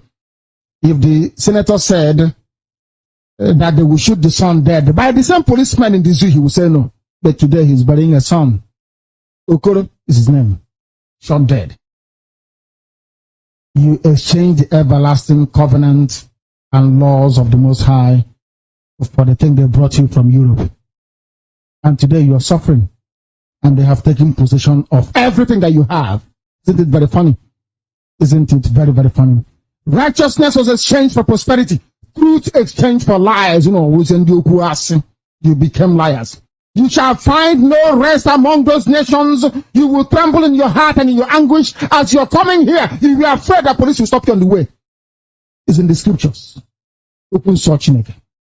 Even in America, are we safe anyway? In China, there are some people planning to call police for their own brothers in China. So that when I'm broadcasting, the police will come and arrest people. They will go about and say, oh, wherever director goes to, nobody should come because police will arrest you. We know them and they cannot come to Biafra land. If they come there, they will die. They know that very well. You will find no rest in Malaysia. No peace of mind. You will hang in doubt all the time. As you leave your house, you don't know if police will come and arrest you and immigration. That neither your ancestors have known. The God you were taught to know and love by white people is not the same you once worshipped. Everything in Manila is pure rubbish. And I said I will preach this gospel. You know me, I preach the truth. I don't give a dime, I don't give a toss. Every Sunday, what you're worshipping is not the true God in heaven. That is what the scripture says, not man. Some of you will say, oh, leave it now. We are doing very well, but you are suffering. All the curses we have read out here will be upon you and your families and generations yet unborn. Ask the senator. If the senator said that they will shoot the son dead, by the same policeman in the zoo, he will say no. But today he's burying a son. Okoro is his name. Shot dead. You exchange the everlasting covenant and laws of the Most High for the thing they brought you from Europe. And today you are suffering. And they have taken possession of everything that you have. Isn't it very funny? Isn't it very, very funny? Righteousness was exchanged for prosperity. Truth exchanged for lies. You became liars. You shall find no rest among those nations. You will tremble in your heart and in your anguish as you're coming here. You will be afraid that police will stop you on the way. It's in the scriptures. Open searching again. Even in America, are we safe anyway? In China, there are some people planning to call police for their own brothers in China. So that when I'm broadcasting, the police will come and arrest people. They will go about and say, oh, wherever director goes to, nobody should come because police will arrest you. We know them and they cannot come to Biafra land. If they come there, they will die. They know that very well. You will find no rest in Malaysia. No peace of mind. You will hang in doubt all the time. As you leave your house, you don't know if police will come and arrest you and immigration will come. You will live in fear day and night. You will have no assurance of life if you will see tomorrow or not. All these things are in the scriptures. First, the book of Deuteronomy. It is very, very sad indeed, but it is true. Is this the paranoia of our ancestors experienced in America? Even everywhere, including Martin Luther King, everybody was in a big, big mess. This is Radio Biafra Service 2 coming to you from the platform of Radio. Religious problem. Let me shock you today. I have this. The reason I have problem all the time with most of the platforms is that everything is religion. I have gone through the level of enlightenment, understanding what the Europeans went through in the late 16th centuries and 17th centuries when they decided to discard religion and say, this is the mother of our problem. They submit everything to reasoning and scientific proof. That is the only way they were able to regain themselves. Africa today is suffering from religious idiocy and lunacy. A pastor will mount onto the pulpit, and an idiot pastor that does not understand how the moon, how the sun orbits the earth. He does not even understand how the sun orbits the earth. He does not even understand what makes up the rainbow 7 stars you see. But he comes and tells you that God gave you rainbow as a sign that he will not destroy the world with rainbow. Body have access to come and pray in the mosques. I tell you what, Biafra. You know, as an Ejo man, I cannot even speak Ejo fluently. Do you know that I said, were you born in Varandapo, or is it, were you born in Australia? Or do you grow up in Iceland or Greenland? He said, no, I was born and brought up in Ejo land, but I don't speak even Ejo language. It's on fluently. The same way to thousands, if not millions of us. You see an old woman there is speaking English, pidgin English. And people are happy with it. They say, hey, they are proud. They don't know that their generations are splitting out. They don't know. Oh, me, I be was a boy. We not the carry last. Oh, no, boy, his mouth will be going like a... Tell him to speak Urobo. He don't know how to speak it. At home, to observe. Don't you think that we are in a mess? Those people that are mentioned, we must not forget. Because that is one thing.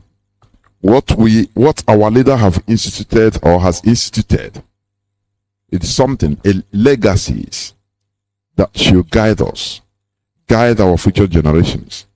Because as I said day before yesterday in my submission, we as a people, we lost our ideology during the advent of the Europeans in our land. We totally jettisoned our ideology we had known.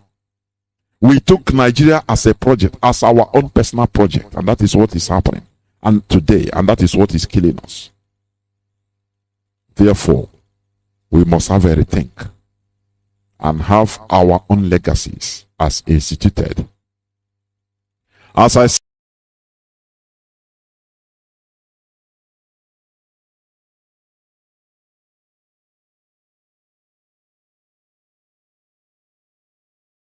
it's no more normal. Something is terribly wrong. I address our people, the Isoko, the Urobo, the Ishekiri. I challenge you, even in Wari, speak your local dialect. Stop taking solace. Stop being proud of speaking English. You are not an English person, for goodness sake. Be proud of who you are. Of a new system. Our overthrow of a social order in favor of a new system.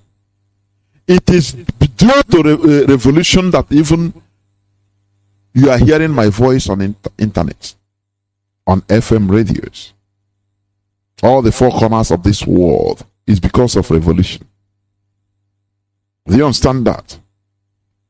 Do you know about the Industrial Revolution? The European Industrial Revolution that started in Europe. Mostly in England.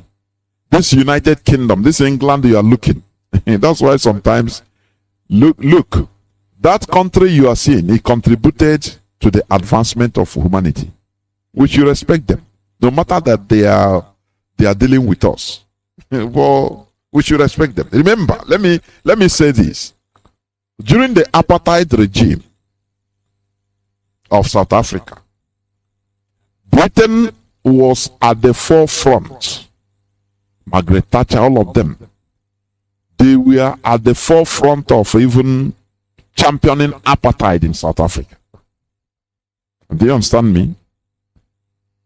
But today, do you think that South Africa and Britain, they are not in good terms? They are heavy friends. Our people don't understand what it means for international politics. They think it's personal sentiments. Your worst enemy could be your best friend tomorrow. That is life.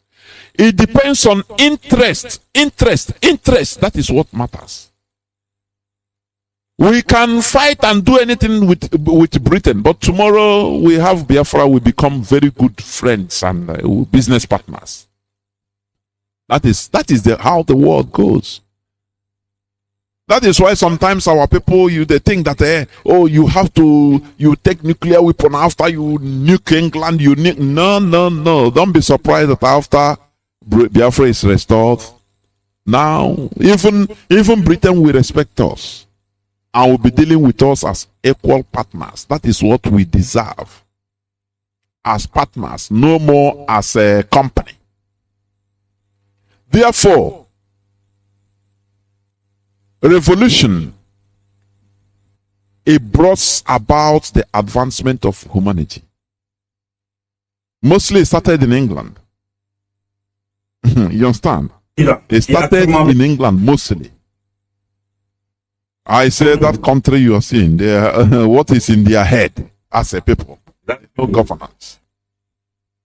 You know, they took advantage in 410 AD when Roman Empire was. Do you know that Britain was colonized by Roman Empire? But they took advantage. When Roman Empire was weak, it became weak and too corrupt. Their government became too corrupt and they became too pacific, dining and whining, spending money on wines and everything to care about their colonies. Britain struck. I think in 410 AD, Britain liberated themselves from the grip of England. They fought.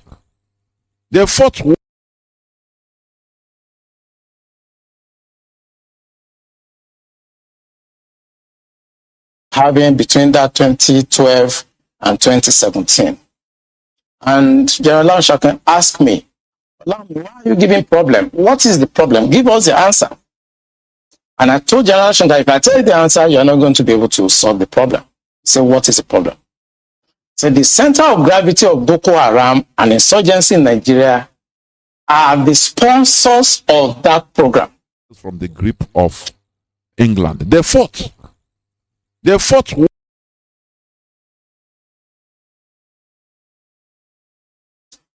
Now, resolve issues. But we cannot resolve issue of sponsors of Boko Haram that were in Buhari's government that we know. When you say we, who? I was in the military intelligence. I don't know whether people are listening. This is what our leader warned, that Buhari is a sponsor of terrorism. He is a terrorist himself from the grip of England. They fought. The ordinary military, Kurumfo, but intelligence officer on the head.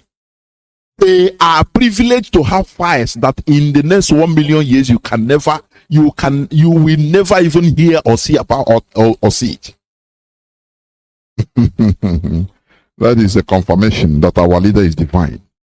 You know, now I know people are regretting. Oh, we would have given our leader in World Igbo Congress guns and bullets. Is it not the same way people regretted when Christ died? When they killed Christ, of a truth, he's the Son of God. But it's too late. Listen, you can make amends. Honestly, it's not all that bad. It's bad, but it's not all that late. You can join what we are doing. Because Nigeria has no remedy, no mekwantarism. If you want to review constitution, do this. Is he going to stop Sardauna of Sokoto from being the supreme head of all religions in Nigeria? Is your constitutional review going to stop Sardauna of Sokoto being the supreme head of all traditional rulers in Nigeria? Come on. You know, I said before, the highest deception is lying to yourselves. That is it. You look to yourself in a mirror and start lying to yourself. You are having a problem, you know. That is why people just fall and die of stress. Because you are hiding your problems, thinking that it doesn't exist. Not thinking, hoping that by mere wishful thinking you can wish away your problem. Instead of speaking about it, confronting it. Lying to ourselves that, in as much as we have stayed in Nigeria since 1960, let us try one way or the other to do. It is impossible. That is why country people like Southern Sudan, they have to fight for 30 years. The same goes with Eritrea. It doesn't matter because they saw that they have no future being together. Please let us stop lying to ourselves. Listen to this confirmation of revelation. I will not call it revelation because it has been revealed since, but confirmation of revelation by one of the players. He is one of the players. This man that is saying this thing now, maybe in 2015, he will be looking to our leader to kill. He will be looking for our leader to kill. This is how deceptive they are, how dishonest they are. By 2015, had it been he our leader, he will shoot him. But today, he is a person coming out to speak. Do you see the difference between white people and black people? They don't confront the truth. They allow it until it will affect them. They will see that everything has deteriorated to the point of no return. Now you see maybe a few of them will come out. Just like Gowon. Watching Koro, his people are being decimated. He cannot come out because he's the person that created, the main person that was used by the Fulani Caliphate in order to institute and create the problem. That is why, just like Ngwen, lizard, he will see, he will shake it. He cannot open mouth, nothing, no word will come out from you. That is the highest punishment God can give to somebody. As somebody wrote, he will be alive. God will keep him, be alive. His whole community is dead. They will go to his community and Fulani will kill everybody and take over their community. And he will be in Abuja or another place. He have mansion. They will be seeing it and he will shake his head. Because he cannot talk. If he speak, they will open his file. The Fulani, they know how to use scandal. They know how to use scandal to hold you hostage all the days of your life. If he dare talk, do you see one time he want to talk? I think somebody reminded him, we reveal how you committed atrocities, genocide against Biafrans, and you will go to the Hague. And he will keep quiet. Because when they are doing what they are doing, they know. When they are using you to do their dirty job, they are videoing, they are keeping the record so that they will use it to keep you down forever. You will be seeing things, but you cannot act. That is the Fulani for you.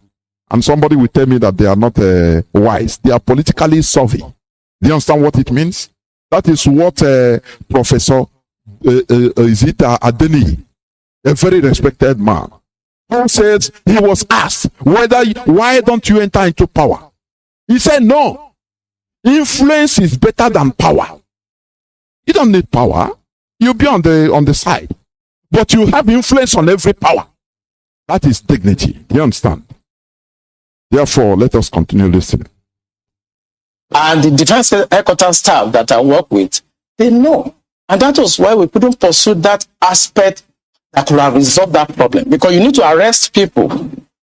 And recently, 400 people were gathered as sponsors of Boko Haram.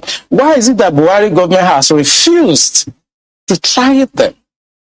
So the government knows sponsors of Boko Haram. Of course, it's in the news. In April this year, the government said they have arrested 400 Bureau de Change related, people that were sponsoring Boko Haram. They told us. And Abu Dhabi also helped us to arrest few Nigerians. Try them. We know them. Why can't this government, if not that they are partisan, and they are actually part of the charade that is going on, why can't they bring those people out for trial? So the Bureau de Change operators on the one hand, but you particularly said people in government. Are those part of the Bureau de Change, or those people that you say are in government are still there, government is aware, and government is condoning them? The people I mentioned that are in government are not these ones they just arrested. You remember this Boko Haram issue started since 2012. Yeah. And I was in the military intelligence that time. We arrested those people. It is my organization that actually... And those that were arrested... One of them is what our leader in 2015 exposed, so that Nigerians can take action. But they prove that they are not human beings. Our leader said one time that if you see somebody in his presence say he's a Nigerian, that he's a professor, he's a doctor, he's ready to put hand into your eyes because you are nothing. All these revelations were made and nothing. Nobody reacted. Comedians will go be hired and pay the 1 million naira and they will be making jest of something very serious. That is how you know people that are useless. I'm telling you. People that are hopeless. That is how you know. They make jests of everything, including their life. That they are going to be killed tomorrow. They will laugh. Do you know they say we are going to die tomorrow? Oh, where are you going to go if you die now, if they kill us? Oh, tomorrow heaven? Okay, let us go hell tomorrow. I want to. They make jest of something highly serious that other countries will rise up and do something about it, but they will not. I don't know. I say one of the tranquilizers, one of the parties they are giving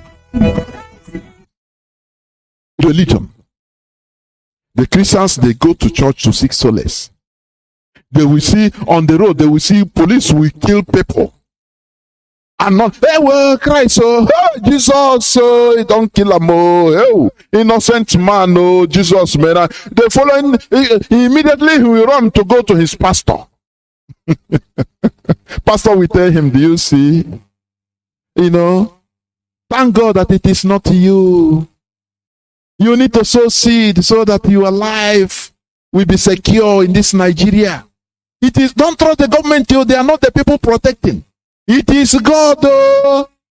And the person will go as gullible and useless as he or she is. He will go to the altar and give, for security.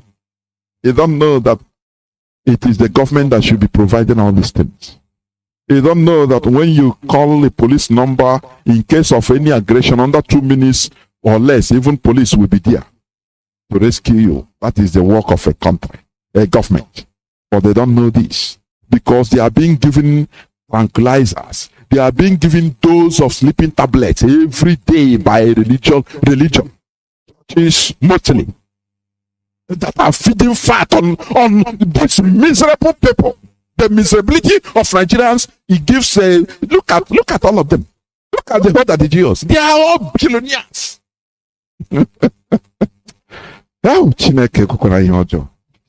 Well, sometimes, as our leader is asking, why is it that we are created in that part of that darkness? And the answer is for you to bring light. That is it. Let us continue listening. Conduct interrogation and interview. And they mention names. I mean, I can't come on the air and start mentioning names of people that are presently in government now that I know. Presently in government. That the boys that we arrested mentioned.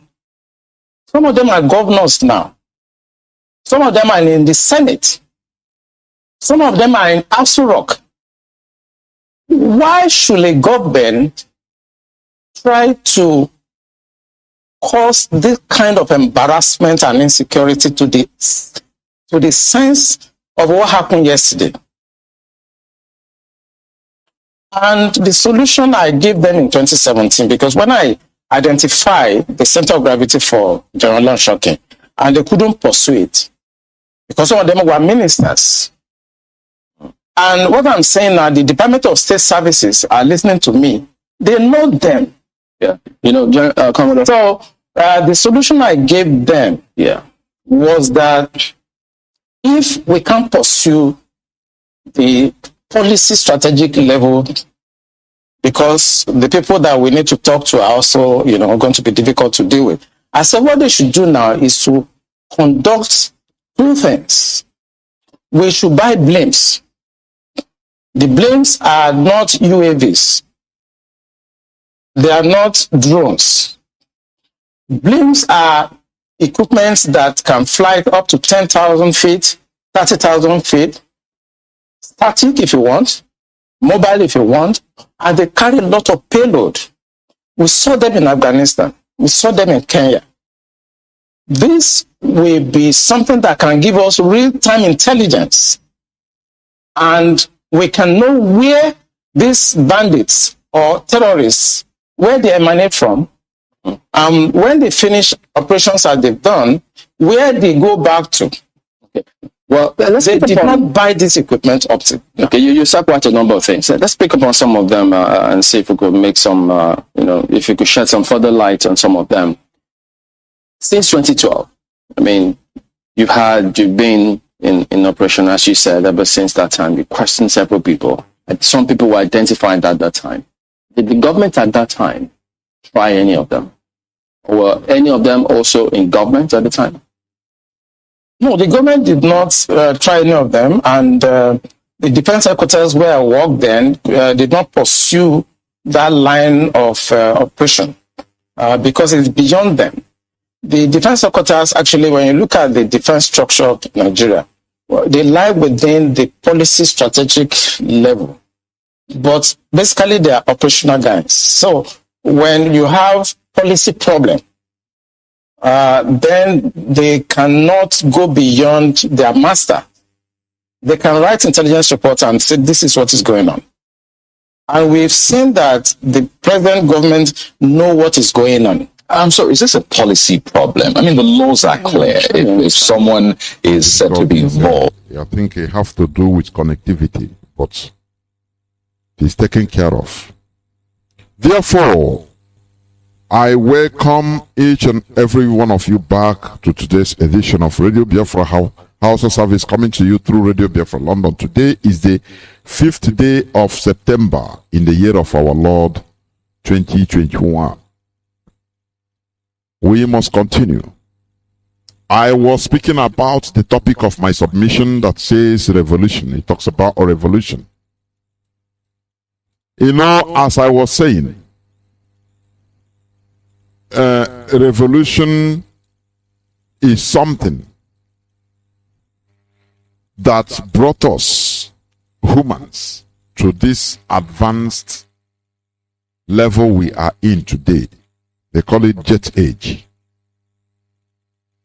Revolution is a forcible overthrow of a government or social order in favor of a new system. A new system is favored. That is why the old system was overthrown. Do you understand? Human being we are created.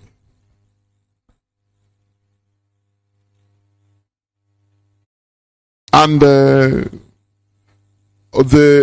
brain we are not developed. Embryonic stage. We can see it right from today.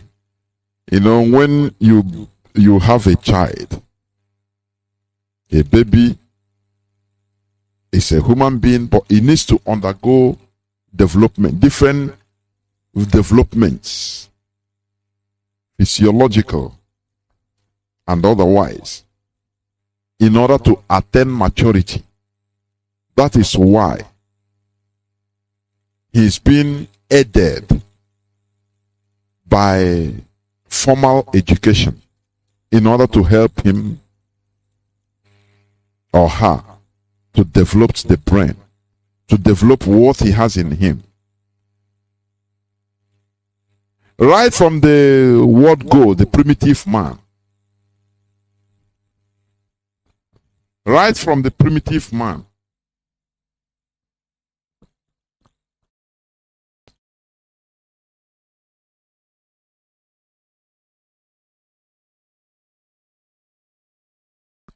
Right from the word go, humans have been there, but there are things that are lacking. That is the development. Most of these developments came and forced revolution. As I was saying, the Industrial Revolution of Europe, which was championed by mostly England. France is among, but England championed the Industrial Revolution. Before, human beings were producing, peasantry. Doing things with hand.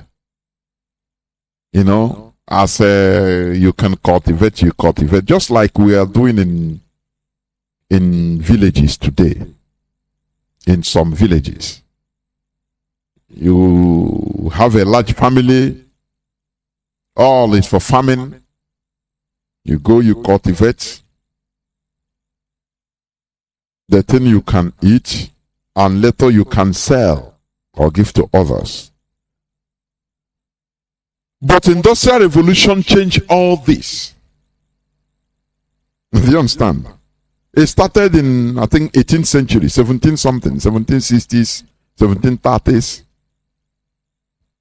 When people started thinking about doing machines that we must produce, that will help humans. And what brought about this revolution, Industrial Revolution? It was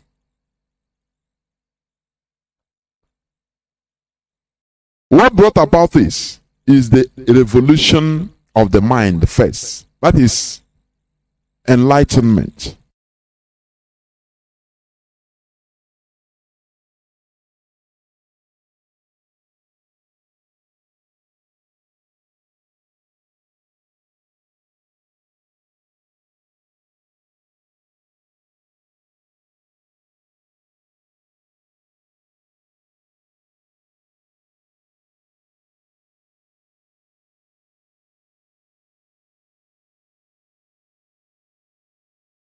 You are in a pure hellfire. Direct. Any person that is telling you you are going to go another hellfire, that is bunkum. That is what they use to console some people that are already in the hellfire. Oh, please, so that you go to heaven. That will convince you. The Industrial Revolution of Europe, it was started by this enlightenment. This thing you think it's nothing. Enlightenment that our leaders started in that part of Africa, in black race. It predates Industrial Revolution. People started reasoning in another way. Because before, what limited human being is superstition. What limited human being is religion. I'm telling you honestly. Let me tell you, religion limits human being. I'm not against religion. You understand? But religion limits human being.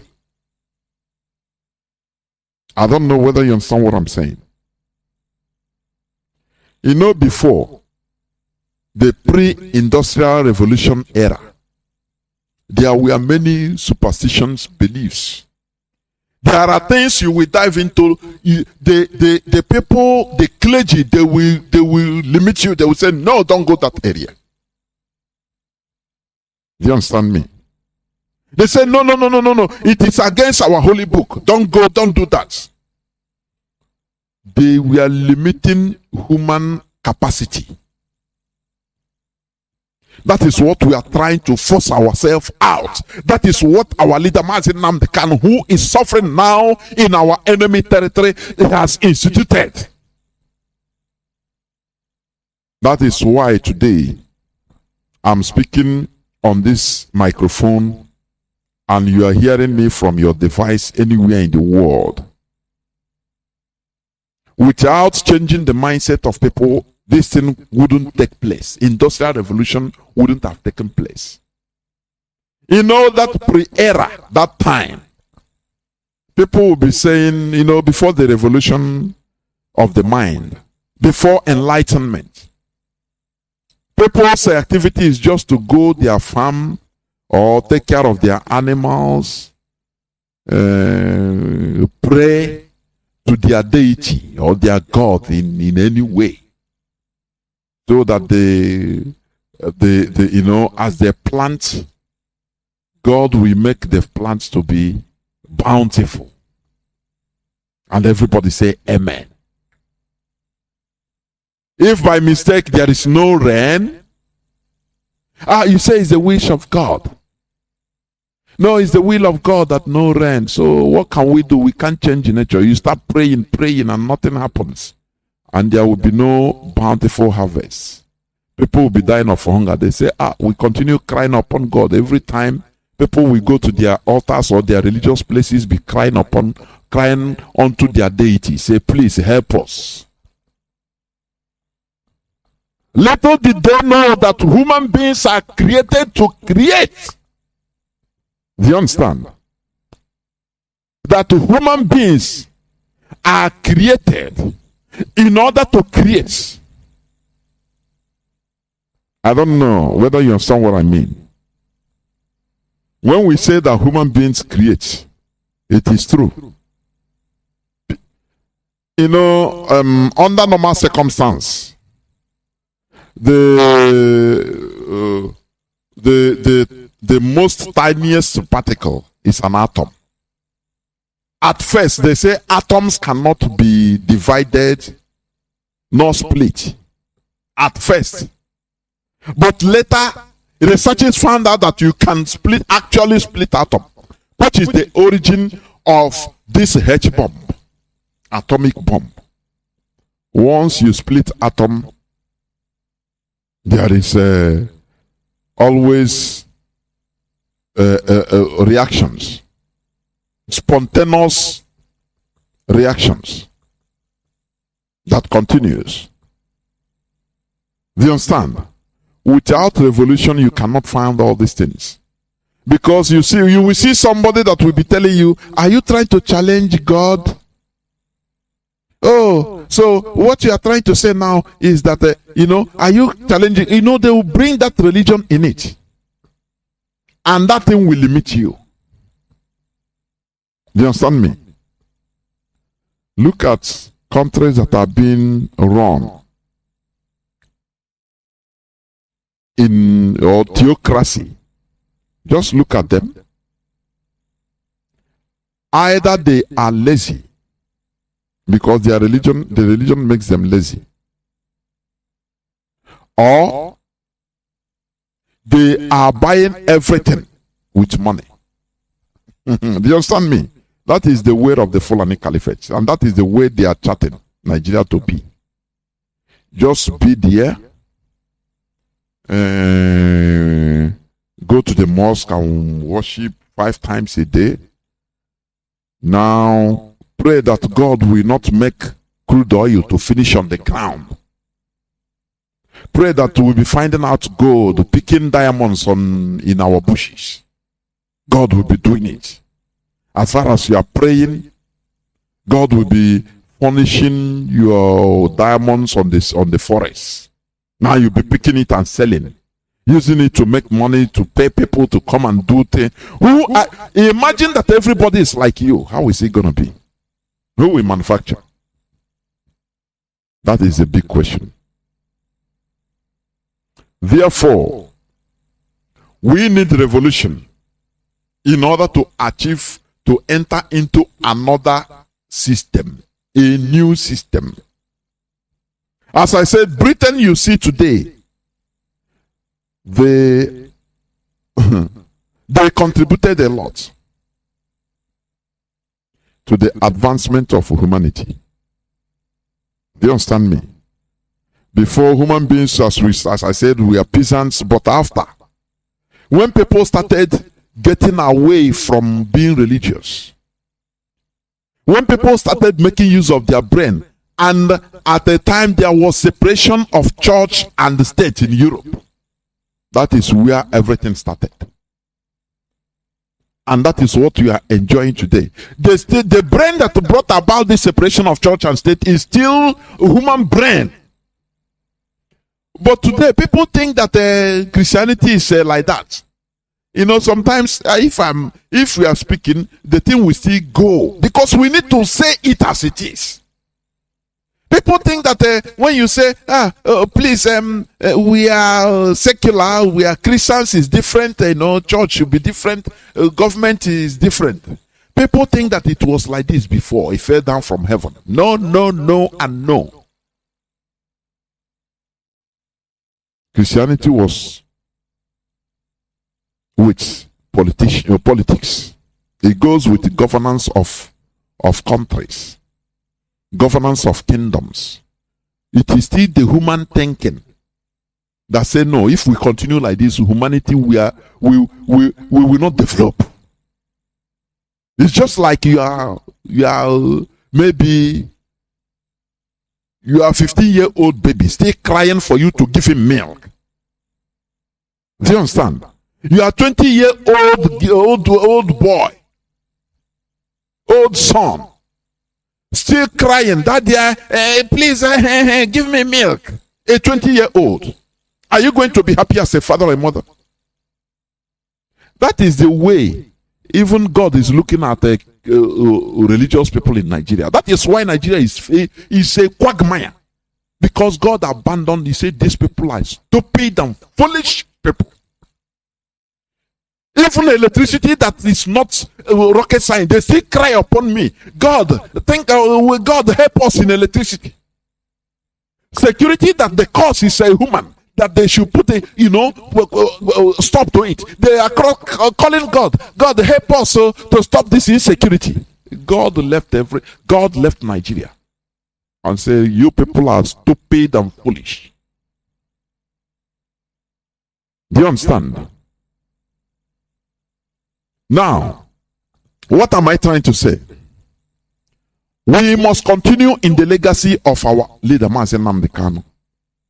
Because what he instigated, what he initiated is the revolution of the mind. It's not only for Biafrans, no, but for the whole indigenous population in that quagmire called Nigeria. Because his argument has been, how is it possible for you to say that I am equal to a Caucasian, to a European, whereas you are defending what he created? You are defending yourself as his creation. Somebody came to your land and say, you.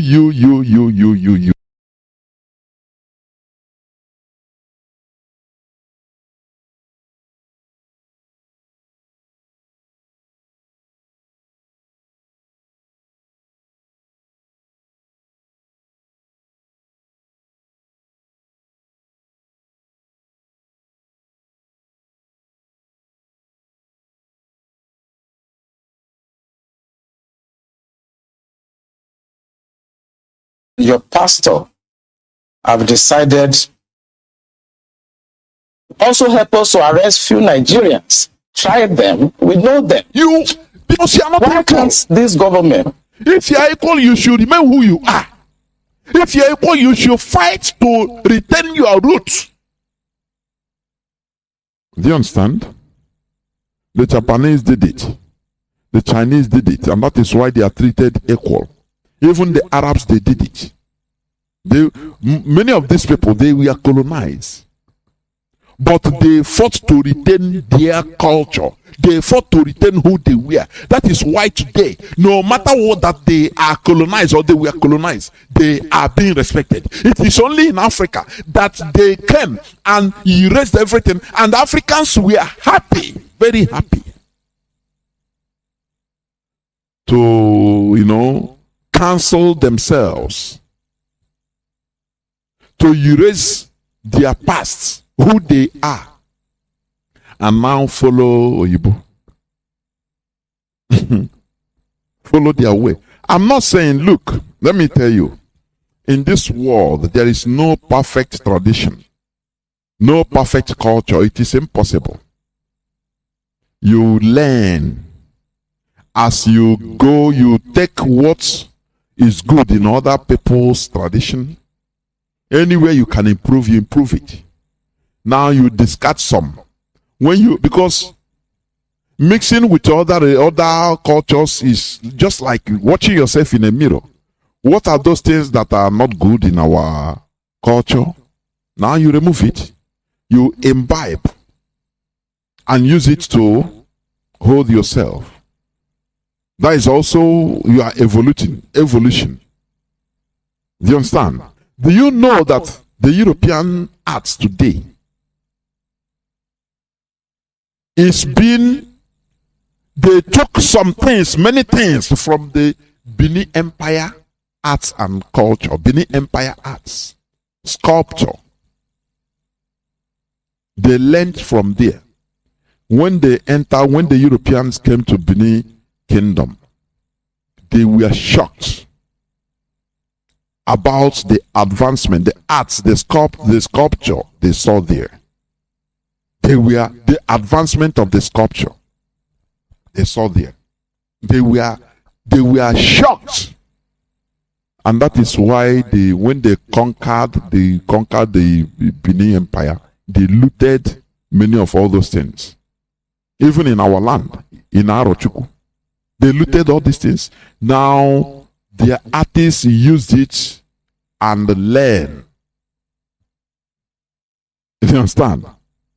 Many things you say, you imbibe it in your culture, the good things.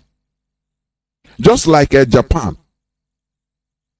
Japan they had to change from fighting with sword, with fighting with blunderbusses, that is with gunpowders and modern war equipment, because they want to evolve.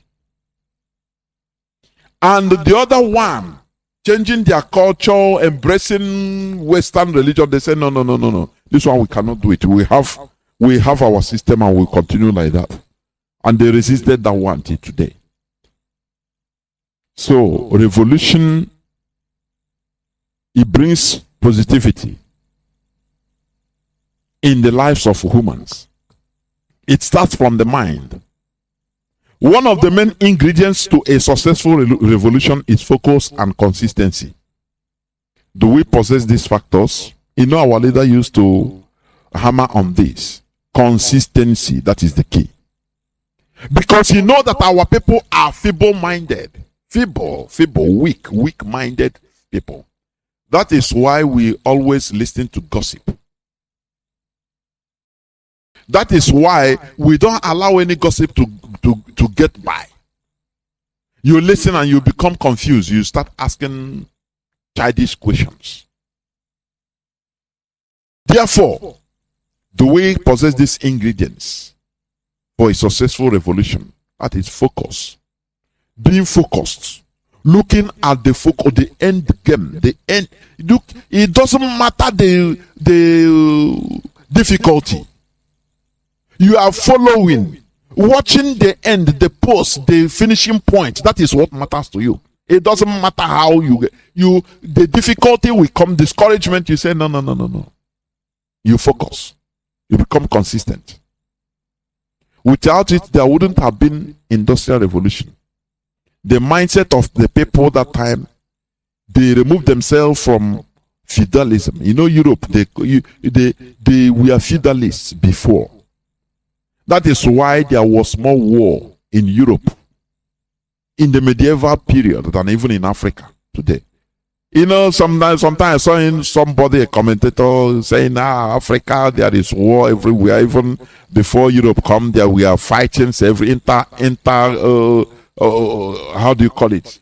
Kingdom wars, tribal wars. I commented, hey, oh boy, it seems you are not a student of history. Go back and study. Europeans, they killed themselves more than Africa. Do you understand? Visigoths fought Iberians. They fought always. Let me tell you what happened. Their escape from killing themselves, continuous killing themselves, is, do you know what? This industrial revolution, this enlightenment is what stopped. That is civilization. It stopped them from killing themselves, and now, instead of killing themselves, now they channel their energy in discovering the world. That is what enlightenment can cause. It makes people, instead of chopping themselves raw, that is why, many times I say that our people, we should remove ourselves from primitivity. A primitive people, they are not polite. Every time they are jaga. That is what you find in Nigeria. And that is what Nigeria has turned us into. You see animals walking. You touch somebody, you want to slap you. Do you know who I am? No politeness, nothing. Everybody is a naked wire. Everybody. And you say, what type of people are these? What type of people are these? They only take solace in religion. What Europeans try to remove themselves from, and they succeeded.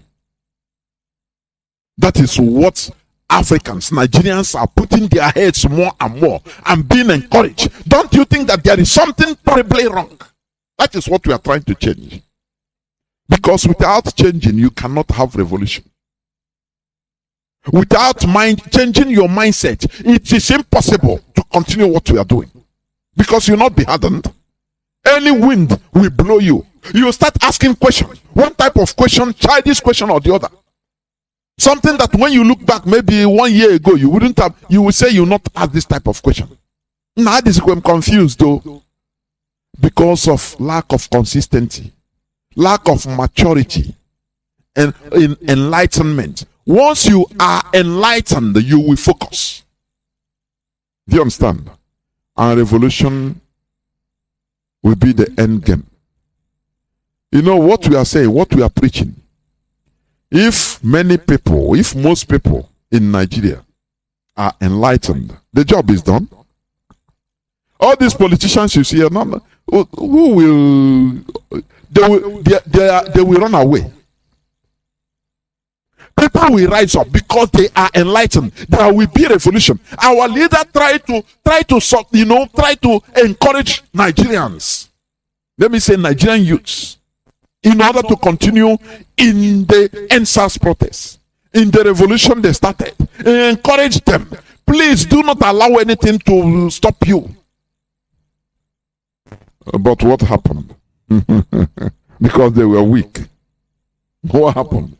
After an imam said, now it will be okay. It will start from next month by 14th of February. It will start in the next 2 weeks by 11th March. I say, you know, when you start having appointment to fight, it's no more fight. It's another thing. Revolutions you don't have appointment for revolution. Anything can stir up revolution. Or in the mind, if the people's mind if they are enlightened, anything can stir up a revolution. If people's minds are enlightened. If people are enlightened, I'm telling you, they will just be watching one thing, anything that can say, because they will say, they will start asking questions. They will no more be following all these politicians in order to take money, 1,000 or 10,000 naira, or to take bag of rice. They will say, no, this is not what we shall live for our children. This is not what we shall live, what we should live for our future generations. We should do this thing once and for all. Our leader Mazi Nnamdi Kanu wants everybody to be free.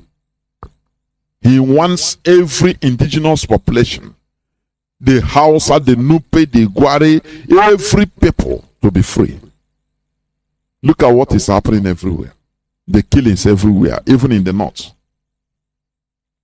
The Fulani, they are killing other indigenous population. What you are seeing is they are, changing demography. The Fulani they brought in from every part of Africa, they are killing the indigenous people. In Zamfara, in Sokoto, in Bauchi, and be installing forcefully their own. The Fulani, they are taking over villages. And the people in the high places, the Fulani, because the Nigerian government is in complete 100% control of the Fulani. Do you understand? They are in the top gear of Fulanizing via Islamization. When they say Islamization, these people, these Zamfara houses that are refugees now in Niger, all of them will be happy that, after all, we are all Muslims. But today, they are refugees from their own land, from the same Fulani that they fought with. We want people to understand this so that there will be a successful revolution. It is not only about Biafra. No. For people to rise up from wherever you are, our leaders say it should be a spontaneous revolution everywhere. There should not be just one common revolution. It cannot take place in Nigeria because the politicians, they hold everybody hostage with religion and ethnicity. Once you come out to talk you speak the reality, you speak the truth. The only thing that the politicians need, the Fulani Caliphate need, the only thing they need is to use religion. Who is talking? Oh, it's Nnamdi Kanu. Oh, what is his religion? They don't care. They want to block. They make sure they block the message right from start. Do you know how they do it? Oh, who is speaking? They say Nnamdi Kanu. From where? From Afaribeku in Omahia. And Afaribeku in Abia State. He's so nyamri. He's an infidel. Do not listen to him. Oh, if you listen to him, you go to hellfire. Finish. That is blocked in their hearts. Finish. Do you understand me? Finish. Like the same way they also told Christians. I'm one of them that experience it. Don't let them ask questions. Do not ask questions. What some contradictions even in the Bible? They say if you are asking questions, they say, are you asking God? If you are asking questions, they say, okay, you are heretical. You are how do they call it? They can excommunicate you. They block your mind. Because if I talk only on Islam and leave others, it will be like it is the same thing. They block your mind one way or the other in order not to find out the truth. It happened in Europe. They use religion to block their growth, their human growth as a people, and they continue suffering until they were able to be enlightened. They say, look, we are human beings in control of this world. Do you understand? We are human beings that are in control of this world. God will not create us and also be in control. No. We are human beings. We are the people that should build. That is why you see people start building. People start manufacturing, discovering, creating things. Airplane, something that maybe 1,000 years back, if you tell somebody that there will be a chunk of metal and plastic and everything that will be flying on air, thousands of tons of metal flying on air, he will tell you that, oh, Ikunaru, how can you defy the nature of God? Do you understand? He will ask you, he will take everything to religion. How can? Because that is the only thing human beings knew that time. Only religion and looking for their fending for their stomach, direct stomach. Nothing more. Obedient to your ruler, who you refer is God sent. The lineage of the king and queen, they are God sent.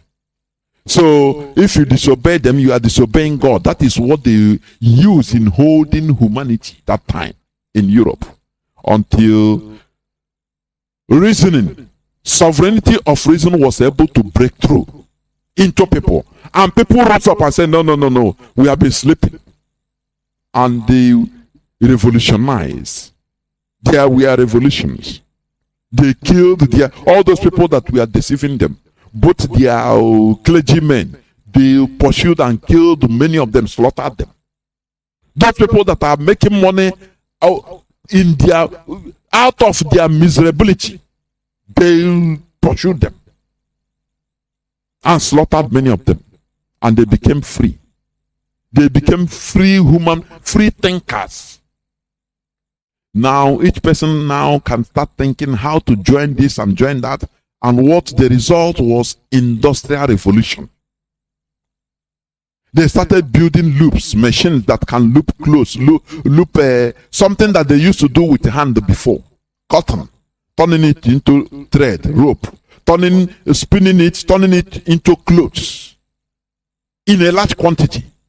And life starts, being better. Discoveries everywhere.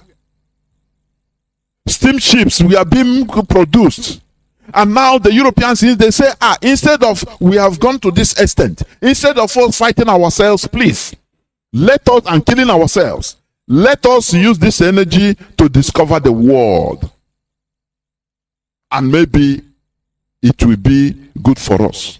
Do you know that many of the expeditors, many people that European kings and queens sent outside, across the Atlantic, the Mediterranean, the Pacific, all these seas, many of them were criminals. Many of them were troublemakers in their land. That is why, in this struggle, everybody is important. Let me tell you. Sometimes our brother, Mazi Nnamdi, we come up on air and say, where are you people? Our armed robbers, our kidnappers, we need all of you. What he's saying is in order. Because these are the people that have had the mind. The Europeans use them. They send many of their prisoners. Many of them that time even emptied their prison. Started putting their prisoners inside ships. Say, okay, go to the colonized places in Americas. Go there. Maybe you walk the same way. China now is really using their prisoners to walk all over the world. What is the need of keeping them in prison in China? What is the need? What are they getting? Instead, they release them, send them overseas. Say you walk hard for your country. This is brain. But our African, Nigerian brains, they are not developed in this manner. It is really absurd. And they are still, it baffles me when you see a Nigerian man looking for equality. I saw a video where Africans were chained like animals inside flights to be deported from Dubai. I saw it. I say, all these politicians, they are not ashamed. They are not. They chain them like animals inside flights. And the person making the video say, "Make one watch you." All of us here, we Africans, Nigerians, Cameroonians, all they are chained also. What thing we do? What you did is because you cannot develop. You are incapable of developing your own place. You are incapable of doing what Dubai did. Do you understand? Instead, you are looking for 1,000 naira to go and vote. They buy you with 1,000 or 10,000 naira. And you want to be referred to as an equal human being with somebody that can reject that money and say, to hell with you. Even if he's hungry, he doesn't care. That is dignity. Enlightenment brought about a revolution in the land of the Europeans. Can you do it? Can you resist? Can you resist hunger and focus on what you are doing? So that tomorrow will be, people will, even if you are no more alive, people will enjoy your hard work of today. Do you know that many Africans are very, very selfish? You know that? Do you know that? Do you know why I say so? Because whatever they are doing, they don't care about their future generation. They say, as far as I am alive, I can, I beg, make I profit and eat everything now. Even if my unborn generation, if they suffer, not be my fault, let them hustle their own. That is complete selfishness. Do you understand? Complete selfishness. Therefore, we should understand that revolution to change or to bring a new system or a new order, there must be a revolution. That is what our leaders have started. And you cannot sustain it without discipline and being focused. Look at how people are forgotten. People in Imo State, they are welcoming President Buhari. How dare you? How dare you? How dare you support it? It makes you look very cheap. First of all, they impose somebody a fourth. They impose him to be somebody that didn't win nothing. Everybody knows it. Everybody knows. And they impose him instead of people to rise up. People rose up anyway. I won't deny that. People rose up in Imo State. But the people they're supposed to be fighting with, the politicians, the House of Assembly members, all of them shamelessly sold themselves and jumped ship immediately. You know, and these people, they know them, they know their houses. That is why, you know, revolution, once it starts through the mind, it's not something, it cannot be quenched. Do you understand? We have different revolutions. We have a Cuban revolution in the 50s. We have Fidel Castro fought. At the early time, people were thinking that he's a joker. Do you understand me? How dare you take an arm to fight somebody being protected by America? Eating and dining with America. You understand what I mean? How dare you? We ask him, how dare you do that? But he did it. From 1953, he fought, I think, till 1958 to 59, when he ran over Batistuta. He was the president of Cuba at that time. He ran him over.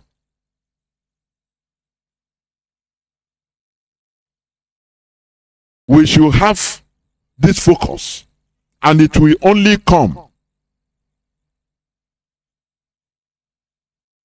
It will only come through an enlightened mind. That is what I'm telling you. It will only come through enlightened mindset. Do you understand me? Without revolution, you cannot enter into the new order. It is impossible. That is why sometimes radicalism is allowed. Radicalism. As far as you are doing the right thing, you're on the right track. You know, many of our politicians, their language is now below abiding. They want to case here, mayor. How are you doing it? How are you going to get it? How are you going to get there? When every day you are seeing something, and because of your selfish interest, you don't want to come down and let the people tell the people the truth. You don't want it. People should abstain from welcoming the impostor. Whether it's Ishmael Funtua now that is an impostor or Buhari. Our people should be dignified, at least. Look at how Andy Oba was, moving around. He went to Abuja now. The Fulani, they know how to bloat you in the midst of your people, so that you become worshipped. They give him soldiers, military, police, civil defense, everything. He don't know that he is making sure that his people are being subdued. There should be no election in Anambra State. Put it in your mind. I think you had it. You had me well. There should be no election in Biafra land. There will be surprises. Trust me. IPOB, we are here. Our leader said we are going to wear these people out. We are going to wear them out. Do you know what it means? They are wearing them out. Friction. The way the Taliban wore out the Americans. You continue bringing money. You continue bringing money, you kill them, they organize. You think that you have, you have technically defeated them. Okay, they wait. After one time, they hit you and you bleed. You start questioning and say, I beg, we want to go. You want your allies to remain there to fight. And they will be laughing at you that we are all the same. That is the way we are going to wear these people out. Oh, we have killed all ESN. Okay, no problem. We shall see. We are the people. We are everywhere. That is how this fight is. And that is how it should be.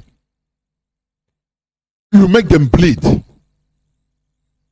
We continue wearing them out so that, they will have no other choice than say, oh boy, we cannot continue this forever. I beg. That is how it is done. Therefore, I'm talking about revolution. Without revolution, we cannot be where we are today as humanity. I'm telling you. They had French Revolution. They have Cuba Revolution, Iranian Revolution. Do you understand? Where things change. Where people took on the new order, the new system. They pursue the old system in order to institute a new system that is favorable to them for their own advancement. Where are you today? Nigeria is going downhill. Nigeria is nowhere, no more. Only those with eagle minds or with eagle eyes will see it. For others, oh, they are doing their businesses, everything is going well. They make gains.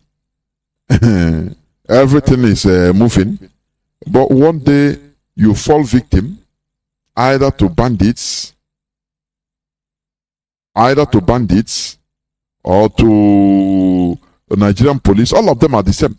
Terrorists. Do you understand? The terrorists. And you are gone, you are gone.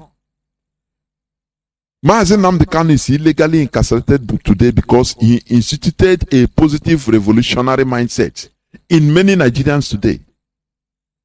That is why the Fulani Caliphate, they see him as a very big danger to the existence of that British business company called Nigeria. Let me tell you, hate him or love him, he is the source of enlightenment to most people in Nigeria. Mazi Nnamdi Kanu is the reason why many people have the courage to speak. Do you understand what I'm saying? He is the reason why people can rise up at least to challenge the status quo through their speeches. It is high time for all of us to come to. I'm not talking about only Biafrans. Other indigenous people, the Middle Belters, the Nupe, the Gwari, other people, even in the north. It is high time for you to rise up to follow the footsteps of IPOB. Challenge the status quo. The Fulani, they are not your friends. What they are doing is subjugation, total Fulanization of everybody. And it's in a top gear. They use deception, which is allowed in the world politics. Right from time is allowed. Deception is allowed. If we can deceive any people in order to get what we want, it's allowed. Do you understand me? So, we should know that without revolution, there will be no better tomorrow. We need to change the status quo. That is what our leader Mazi Nnamdi Kanu stands for. And people that are talking about trial of our leader in Nigeria, that is supposed to not even not to come into the context at all, because our leader is illegally abducted. Technically, he is still in Kenya. Let us know this. He shouldn't be tried. There should be a trial in a trial, according to Barrister Ejimako, which is truth. Because the issue of the rendition, this extraordinary rendition must be resolved. Nigeria committed a crime. Nigeria committed an international crime against even Nigerian law, against Kenyan law, and against British law. So where are they going to stand? Who is talking about a fair trial? Which kind of fair trial? Did he have any fair arrest? He was not arrested, rather kidnapped. So this is what we should understand, what we should know. In the time of Cuban Revolution, 1953, Fidel Castro started. They thought he was joking, he was playing. He was talking to the people. Because the first thing is to speak to the people. Let people understand you, what you want to do, what your agenda. That is talking, when you speak the truth, people must know. They will listen to you and they will know. That is why our leader, we are following him. Because he told us the reality, the truth. What we didn't think about before, he made us to start thinking about it. That is the only way we can achieve progress. By liberation. Otherwise, where are you going? Where are you heading to in Nigeria? It's a very big question. Where are you heading to? Are you going through Sharia law? Or are you going through people that are they are born to rule? Conquest is only their mindset.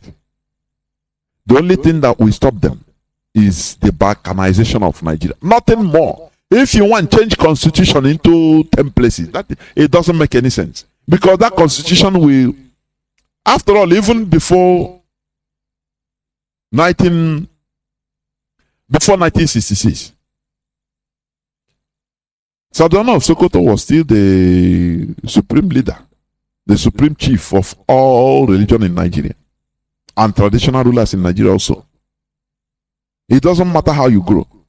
You know, people were saying, oh, okay, had it been we continue, let me tell you, if you continue, had it been you continue in the regional system, no matter what, a time will come, the full, because if they are not getting nothing, either they will quit, they will say we are no more Nigerians, and that's it. Or they will say, no, we need reshuffle, we must be getting something from the oil. It doesn't matter.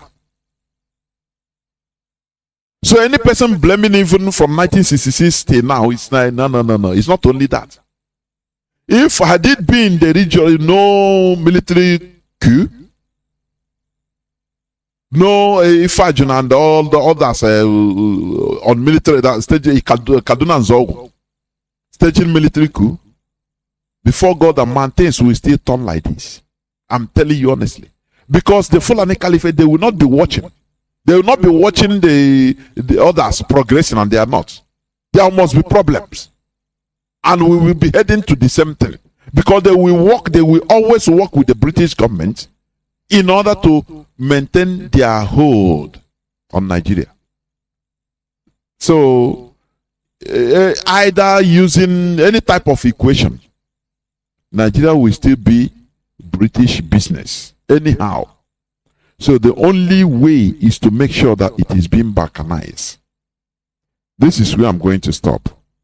I will go to few minutes break, and I will come back and open my lines, please.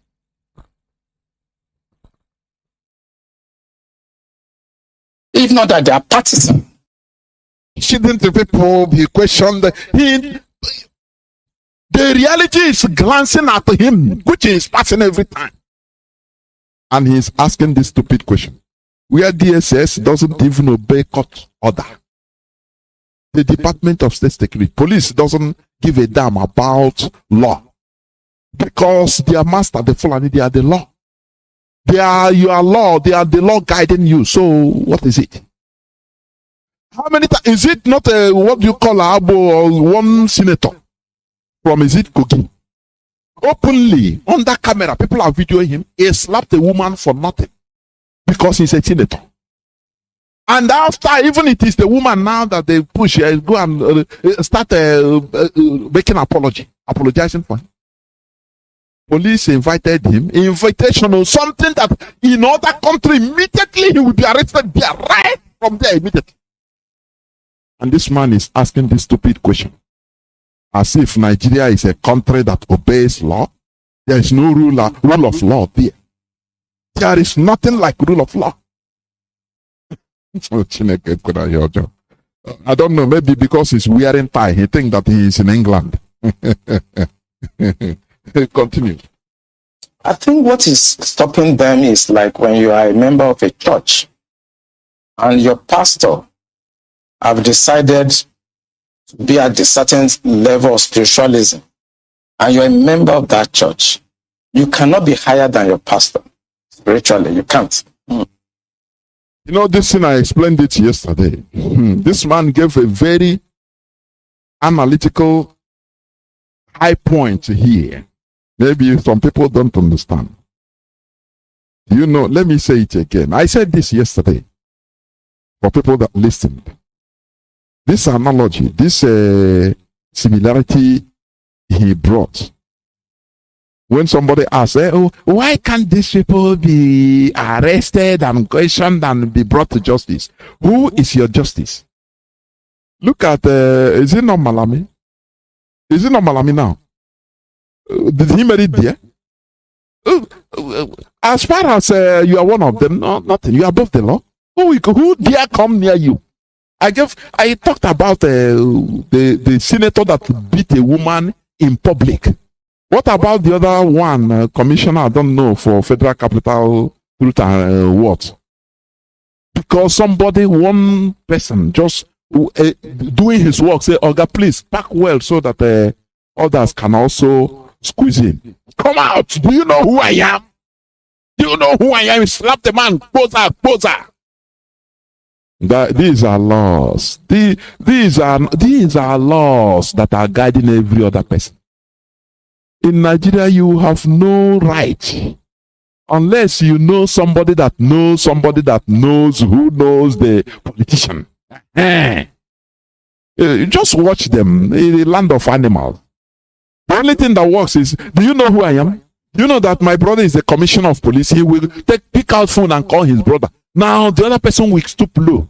As far as you don't know who know, your brother is not the brother of or the sister of your brother of the president, you are nothing. You die for not. You are just an ordinary animal. Chicken.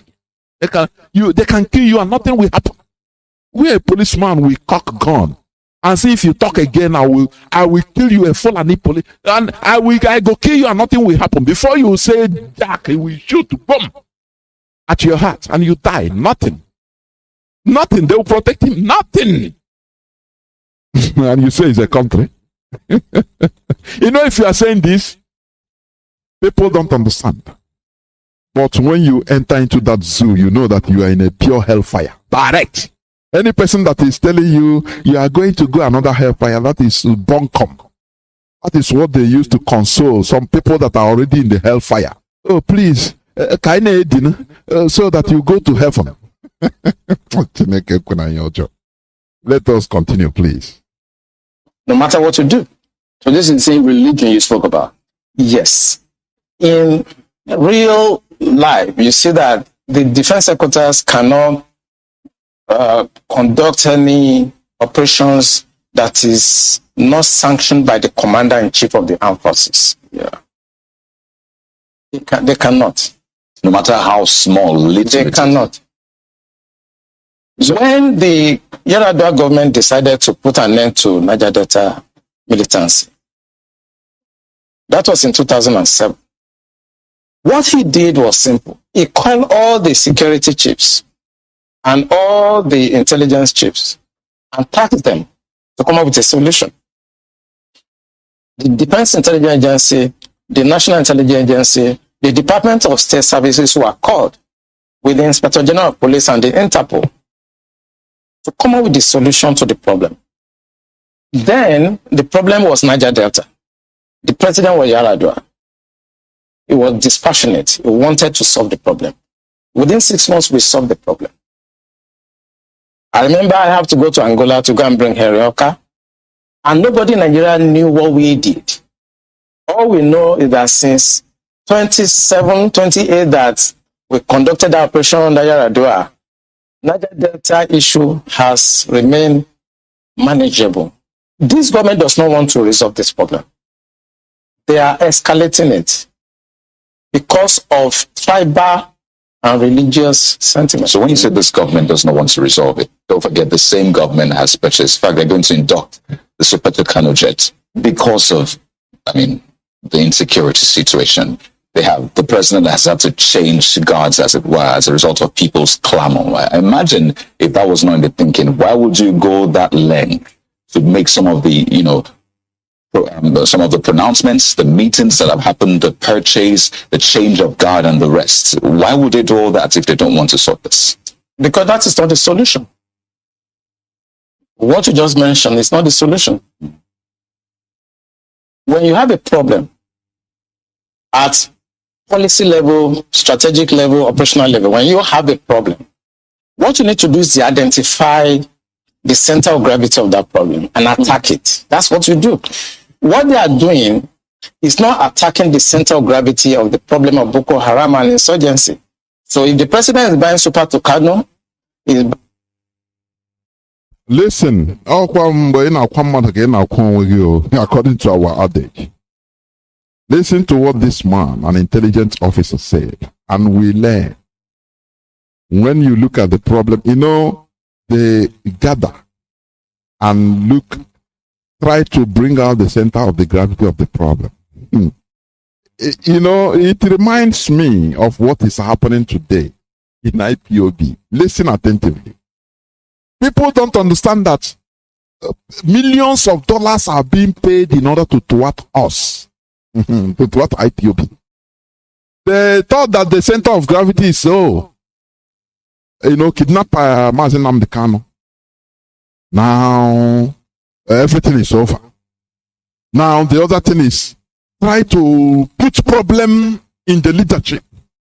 Make people, have distrust. Put another of our guy, any person that we can, and put him there.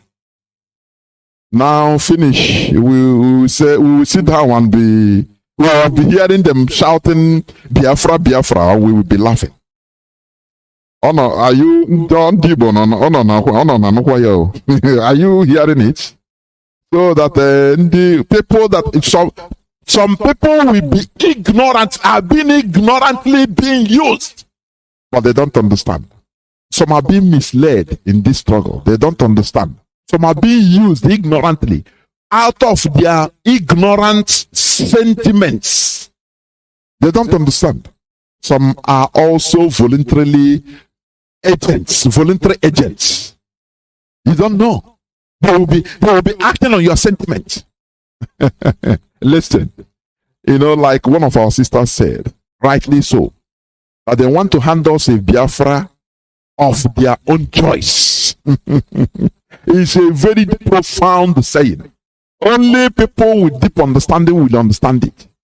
A Biafra of their own choice. Out of your gossiping gullibility, you don't understand. You are being used. If it's like this, you flow. Hey, just like a bingo. You cannot control your sentiment. You don't know when you are being used. You don't know when enemies are the offing. You don't know only for this side. Okay. Why this and that? You only your sentiment. The same way the proselytes we are using, starting the murmuring, and others will follow. They steer confusion. Listen, you learn from our enemies. You know how many meetings they have had in Asorok about IPOB? Do you know how many international meetings they have had? For them to identify the center of gravity, what to do. They thought that once they hold our leader. That is because what these our enemy are doing, are planning against us. If they succeed, it means we are no longer going to be a human being. We are going to be wiped away. As I can see it, their plans, everybody, every of our enemies need money more than human beings. They need money more than our life. They need money more than this land that they have given to our ancestors.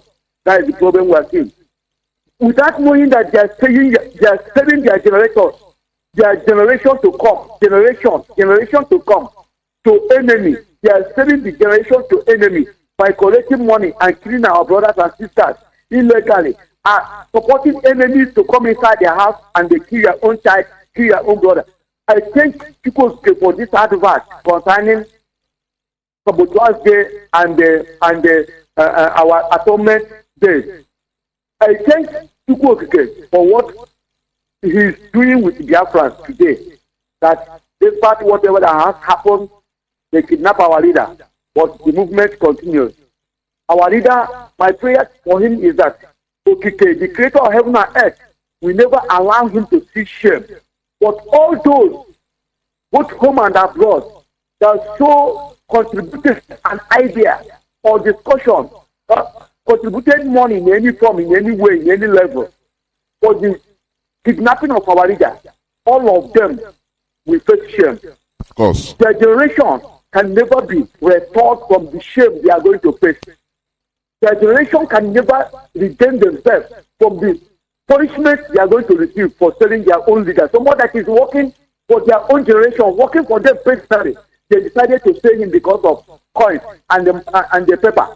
Because of that, okay, we never stop punishing them.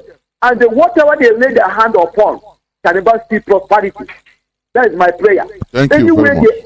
Anywhere they are, both men and women, all of them must be punished for what they are doing. And they look, there's something wrong in Biafra land now, at Owaza, in Abia State. There is a place called Owaza, and there's oil boom there. Fulanis have captured it. There's one Mohammed, and the one that is they called Obasanjo. With the two other guys, they are the ones that use helicopter to bomb other local refineries they have at Owaza. Retain their own, they retain all their own. And the people that are supporting them are Fulani, destroying the business of our brothers. They are shifting almost 10 tankers every week. One class. For our own, they bomb it. Kill our sisters and brothers in that same place at Owaza. Nobody talk about it. Our politicians did not talk about it. But up now, they are doing that business at Owaza there. Obasanjo, and they know as they are. I'm giving this information to Biafrans because these are our enemies in Biafra land. They have beaten more than they can chew. They have done more evil to us more than good. They have done many evil to us. The life they are damaging at Owaza. Now, let everyone be alive and go and check the information I'm dropping now. Thank you very much. Thank you. And I pray that Chukwu Kadama will continue to keep our leader as he keeps working for the. That is the Thank you, my brother. Thank you. Come and suffer for us, and they pray for us. Biafra at the end, Biafra must be restored. Thank you very much. Thank you. Thank you, man. Remain blessed. Thank you. Caller on WhatsApp, welcome to the program. Can you hear me? Caller on WhatsApp. Yeah, I can hear you, Mazi Johnathan. Welcome Mazi,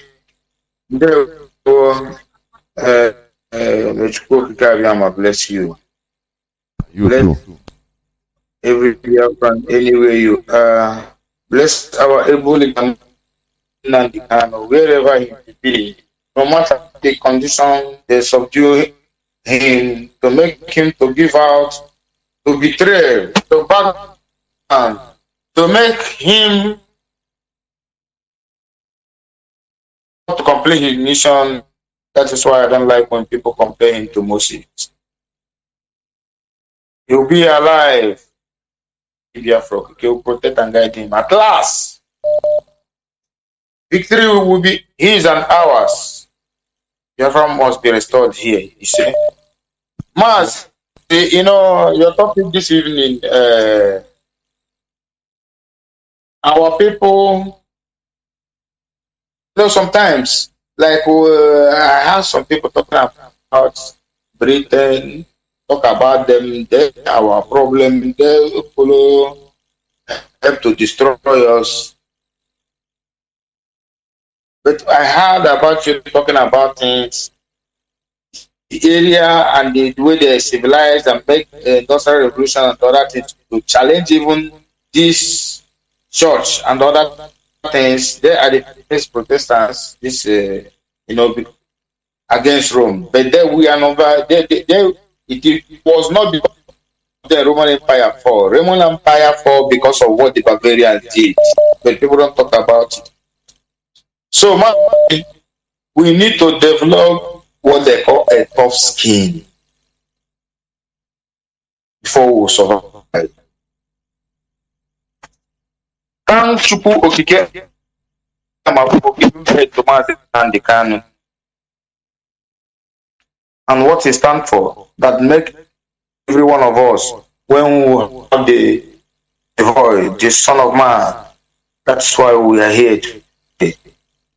I bring most of you guys. You are talking about the conquest of Roman Empire and Britain. I think it was, you know, in 286 AD. That was when they had the first Britain, when Britain broke away from Roman control and set up their own independent empire, which lasted to almost decades. You know, when people wanted to condemn us, to try to crucify what we are doing, but when we tell them some of things, they will be shocked. But we know what we are doing, because we think that IPOB members are morons. We are not. We know what we are doing. At last run, why did I go to Russia then? Mas, I learned something there too. You know, sometimes our people think God.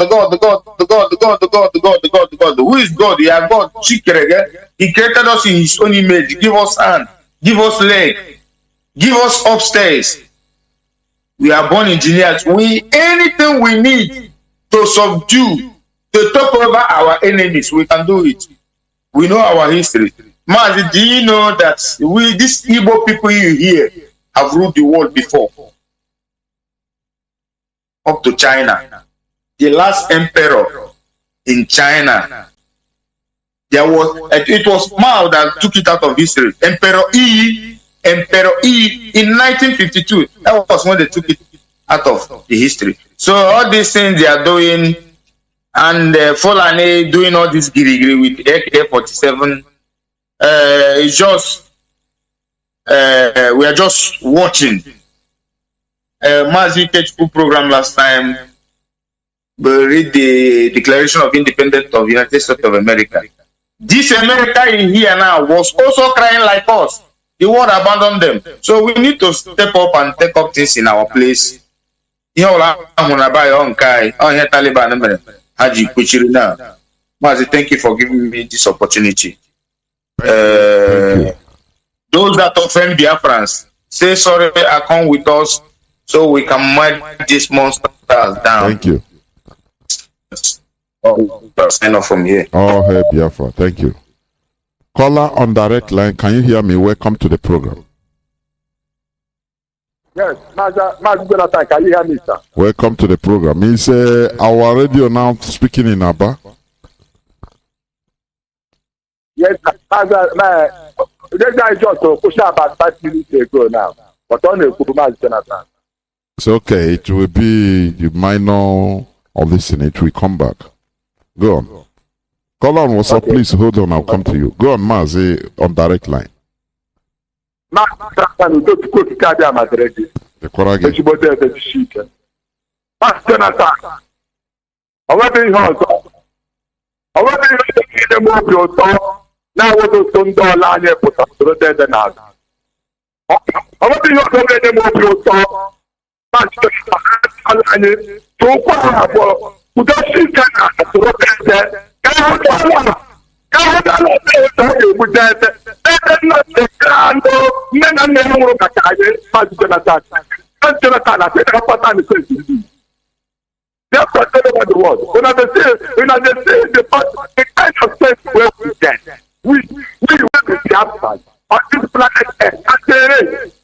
The only land where people together, our papa, that God, where religion, those where carry Muhammad, those where carry Jesus, all that God where they pray. Now we, Mazi Johnathan, now we guide his name for this one. And our papa, that's a spoke together and take up. I put that in the Kanu, That's not the Kanu, Mazi Johnathan, okay, told you, Mazi Johnathan, the platform. If the government was at danger, none of the Biafra, the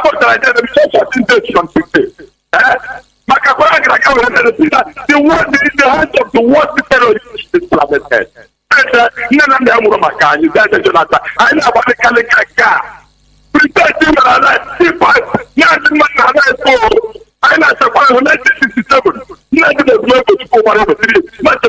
Look at the heck. I am going to have the cabo. Fulani, Prophet Imagine, Fulani President, Fulani carried to bring the question.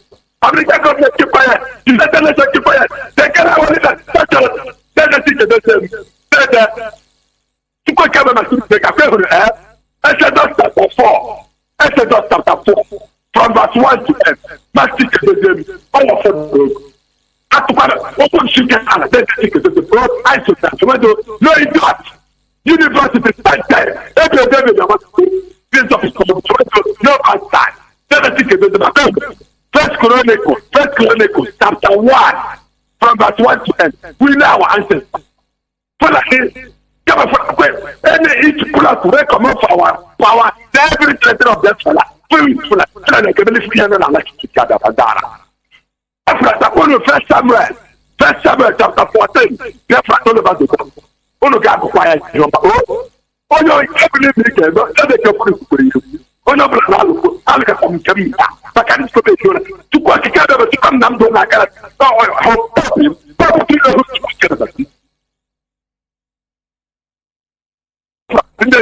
know,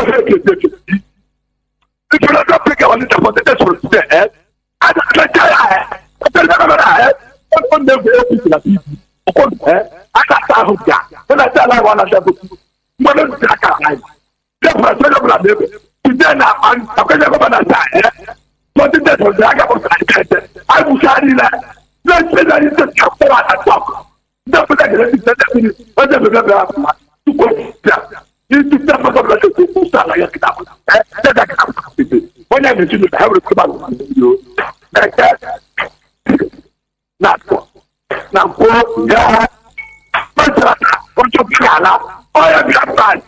Oh, hey, Biafran, there we.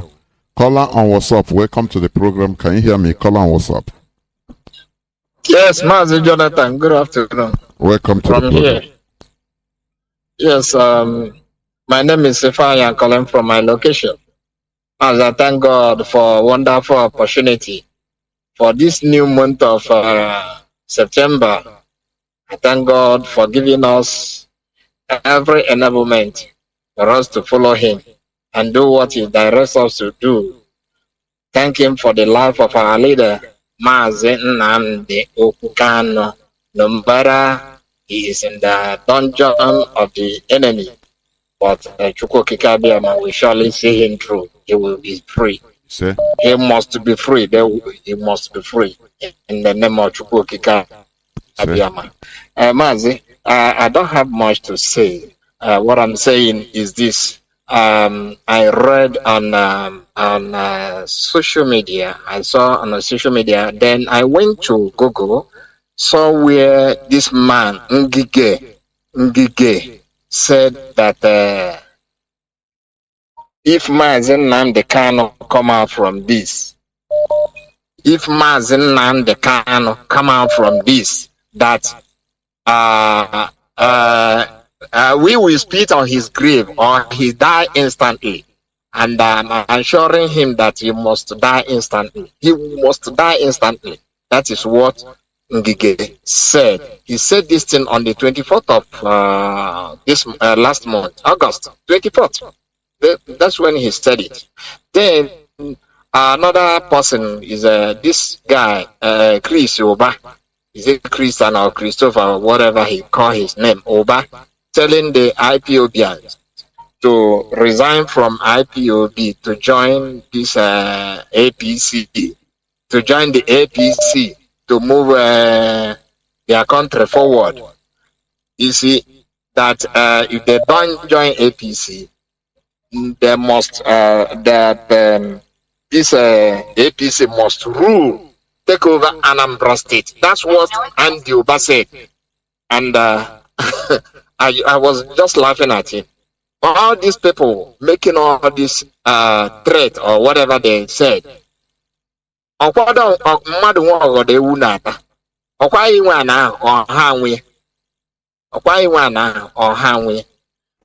thing Chori suggestible because if it is possible, no election in Anambra State. It will not hold. There is a way. Yes, if there is a way, we can make a jingle. Just the one that you played a few minutes ago about sit at home or Sabbath Day. If a way there's a jingle for that election, let use it to send signal to them that Anambra State election must not hold. Let them get signal from them that IPOB, the indigenous people, are aware and we are alert, waiting for them. That's what I want to say, Mazi. Thank you very much. Thank you. There will be no election in Anambra across IPOB. There will be a surprise. Thank you very much. I have a caller on direct line. Caller on WhatsApp, please hold on. Let me pick this caller on direct line. This call on direct line. Caller on direct line, welcome to the program. Yeah, Mazi Abalioma. Ndewo. Mazi Abalioma. My name is Remain Chika from Obingwaba, but I call from the Republic of Cotonou, the president. Mazi, I said, making sure keep you alive for us. For the work we do for your motherland is not easy. And Hamadike, one of Biafra land, the Lema who disappeared in Africa Beko and reappeared in Israel. And today he's still holding the bull by his horn. It's not easy. No matter whatever the enemy is doing, we shall defeat them. By the grace of God, you say? Not easy. Mazi, your commission on this night is very powerful. I must comment on that. He said about revelation and resetting mindset and fighting for revelation. You know, in Nigeria, in that zoo where we did, Mazi, let me tell you the truth. If you for that zoo where we did, if we talk about politicians, Fulani politicians, and our Biafran politicians and other politicians in Nigeria, Mazi, we will not go forget to talk about religion. Mazi, I tell you the truth. Religion, they contribute more than 60% to waiting hold everybody down for that zoo, even in Africa, Black African race, mostly West Africa. I tell you the truth. We go to talk the truth. Mazi, waiting the word of God where they talk about. Now this is the way they tell us. Word of God. Now this is the way they tell us for this religion. I'm the word of God. That is why it been watching naked. The same thing where Ahamadike, because in the Son of God, that is why everybody hates him, because in the tell us the truth. As far as in the truth human being, everybody go hate him. As it is so, people will hate you now because they say they hate the truth. And that truth now the word no more here. And now make you man of God or what you make directly. No, they say they say. You see, for that view, most of those politicians will see so. Then they work with some so-called religious leaders waiting for that zoo. I tell you the truth. And most of those people where they consider that is you and that is that, and no one knows. If you go for their category, then they control more than 1,000 members, and they get branches all over the zoo. Now, what then they take their zoo members where they come for that, come the soul seed and the type and offering. Now, to pray for one Nigeria, make God make their country be great, to pray to remain in that the same quagmire. They say a set of people they kill in order to conquer, to dominate, to turn others to slaves, to take up people's land and place themselves as indigenous of that particular place. But these people, don't forget, say for inside that word of God, history where God tell us, say now for that word of Bible, now the same cattle, 9 separate Father Abraham and lost him for that Bible, for Genesis, the day there. Because of a cattle, now they made them separate. And that time they never begin fight because of that they begin misunderstanding the approach. But now, in our land now, these cattle don't from their own territory north to enter another person's territory. The people where they lead them, the herdsmen begin to kill other people's land to claim the ownership of the land to place their people there to live. But so the so-called that the GO where they for that zoo. You know, they tell their people all these things, say, see, this country don't divide us. And may we pray, may God help so that this country go, life will be saved. But when they thought that one, then they lie, they tell their members, say, may them pray that God go from heaven, come feast in Nigeria, go there, find Gidiba. You see, say, now lie when they lie. Because of that true, they had to talk about. That is why they know be watching naked. Because what you make watching naked, to stand by the truth.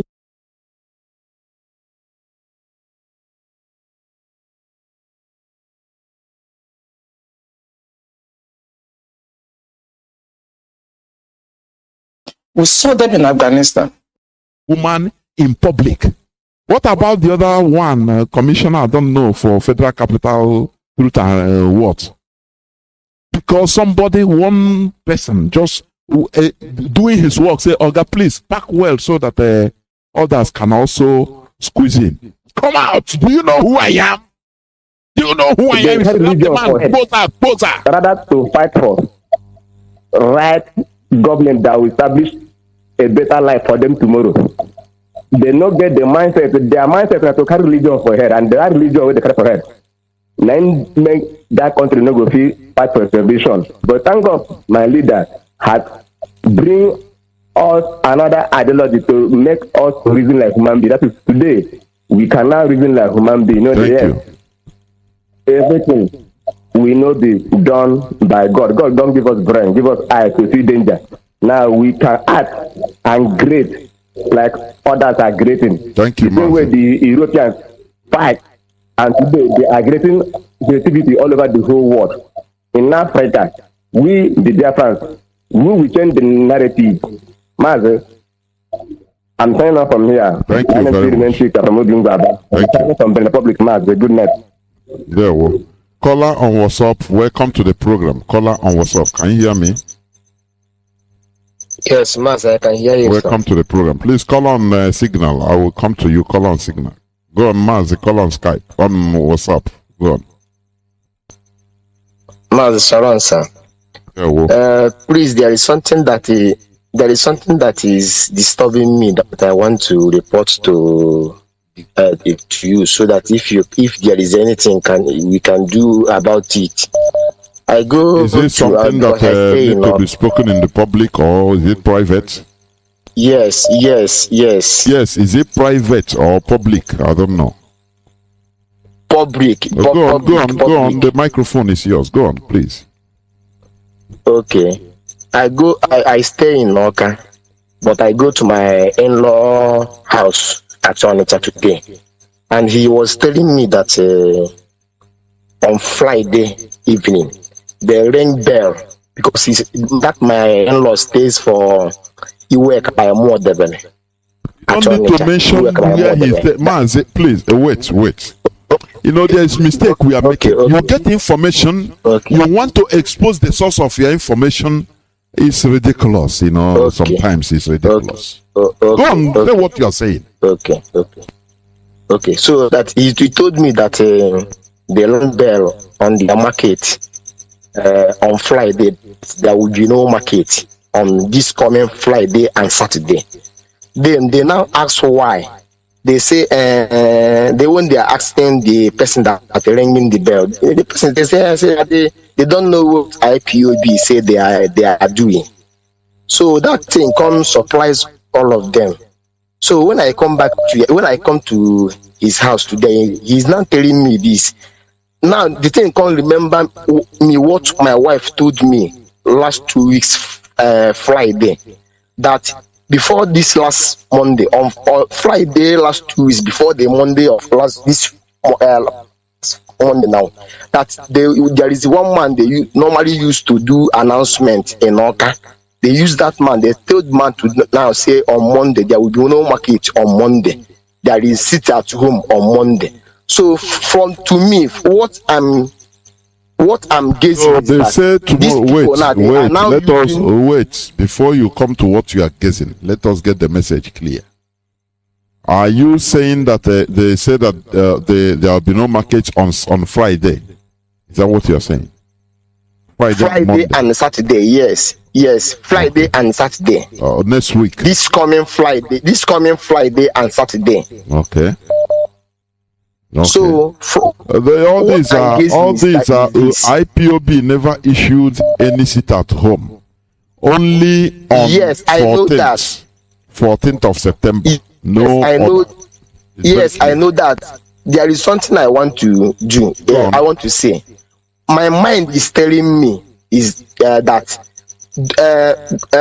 politicians now using chairman of market to put confusion. So when people will get angry, say every time sit at home, when IPOB will now put sit at home, people will no longer obey. Yes, you are right. You are right in your case. People is no longer obeying sit at home. So we need to do something about this. This thing is disturbing. Mazi, it's the only thing we have to do, because the only way, you know why people are confused. I've been saying this. People don't listen to Radio Biafra. This is where you go. You are not confused because you are listening, aren't you? That is the only reason. You know, people have listening to Radio Biafra. They don't listen. They only listen to gossip. Na kenke kuruta. Ashe. Only. And they'll become confused. They become victims. That is the thing. We are making sure that our radio relay stations are working in all Biafra land so that people will be getting information. But even the ones that are working anywhere, there are people listening. Are you going to be calling people on phone from here, telling them one after the other? You know, it's impossible. Another thing is, people in IPOBs in diaspora should be talking to their people, calling them directly and be telling them. Because our people have strong head. They have a FM there, they will not listen. They will listen, they will be watching BB Niger. So that is the thing. What you are gazing is you made very nice analysis. That is, I mean, your gaze is right. They want to use everybody now, even on Facebook. Sit at home. Governor, sit out. They want to rubbish this so that people will become confused. So that when IPOB gives order, they will not even know. They will be. This is their plan. This is their plan. But it will not work. We must continue talking to our people. Mazi, go on, please. So, but when I asked that, my in-law say, why are you not listening to Radio Biafra? He said that this their side.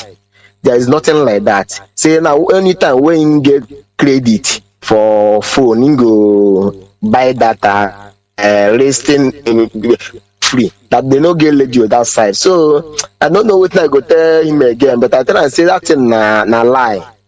This thing what I told you now, exactly how I explain it to him. Say this is their plan, but I know that God will not allow them to succeed. That is final thing I drop to them. So that is why I call this night. Thank you very much. We continue hammering to our people, and any person that has the opportunity, you explain to them. Even our people in the diaspora, you call them, you call your people, and explain to them what they have now. They are now trying another strategy of causing confusion everywhere with this sit at home. That is the thing. You know, with their paid agents everywhere on Facebook, that is what they are doing, honestly. But you know, you know, when it is hot like this, as if things are, but after everything we could down, IPOB we continue. That is who we are. Thank you very much. Okay, sir. Thank you very much. Thanks, sir. Bye. Caller on signal, thank you for holding on. Please start by giving us your name and where you're calling from. Welcome to the program. Caller on signal. My name. Good evening. So my name is Shidi Epore. I'm calling from my location. I only want to assure you one thing. What they are doing, even if they want to fix it at home, even if they want to fix it at home 10 times or 20 times, we that are on the ground know what is happening. We cannot be confused with it. We can never be confused. Whatever they are doing is just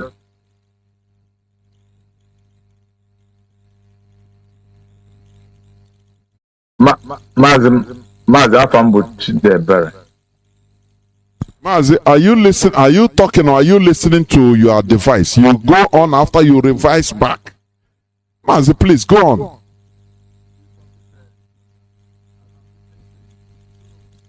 My goodness me. Caller on WhatsApp, can you hear me? Caller on WhatsApp. Yeah, I can hear you, sir. Welcome to the program, please. Good evening, sir. There, we'll go on, please. I'm I'm calling from the Damlabo Zoological Republic of Animal Kingdom. There, we're welcome to the program. So, yeah. So, let me use an Igbo language. So, Emma, the Damlabo Zoological Republic of Nigeria, the Hamaku, Efe, madness, and go and kidnap our leader. Then we have a madness uniform that kidnap our leader. So we have to wear another madness, the one way past that one way they wear, and bring our leader out. Hello? Mazi, go on. We are listening. Go on. So, as only ihe nwata wele akelu akarabia ahụ ewotu so we don't IPOB, the indigenous people of Biafra, we are the owners of Biafra. It's not the politicians. I'm calling from Olu Province, Olomari Kingdom. So we will take Biafra by force back. Of course. Thank you. Caller on WhatsApp, welcome to the program. Can you hear me? Caller on WhatsApp.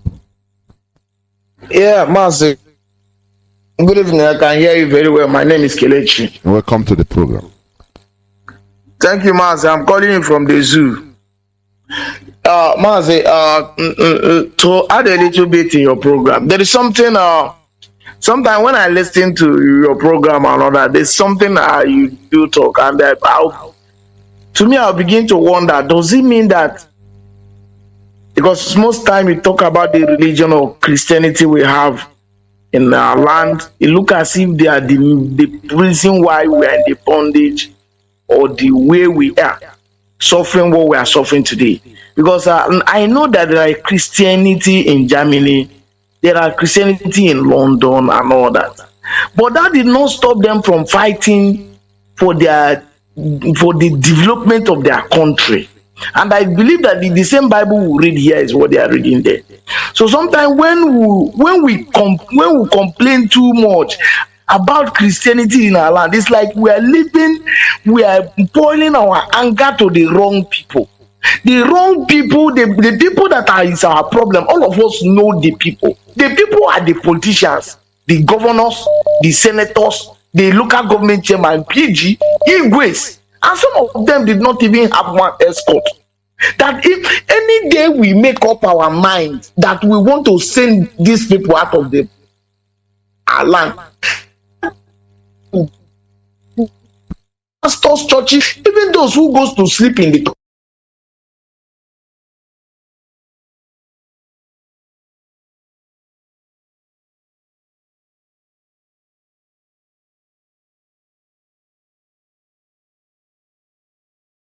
because one person just doing his work, say, Oga, please pack well so that others can also squeeze in. Come out. Do you know who I am?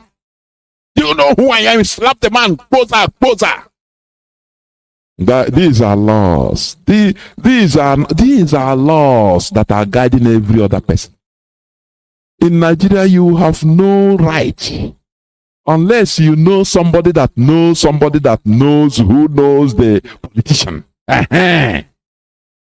Just watch them in the land of animals. Mazi, can I come in here? Can you hold on? Can I come in here, please? Yes. You know, thank God you're what's up. And you're a pastor.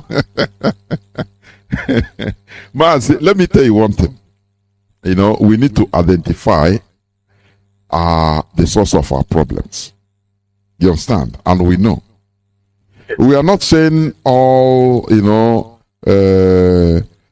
pastors or all, or the Christianity in general. Let me tell you, you talked about Europeans and Christianity, isn't it?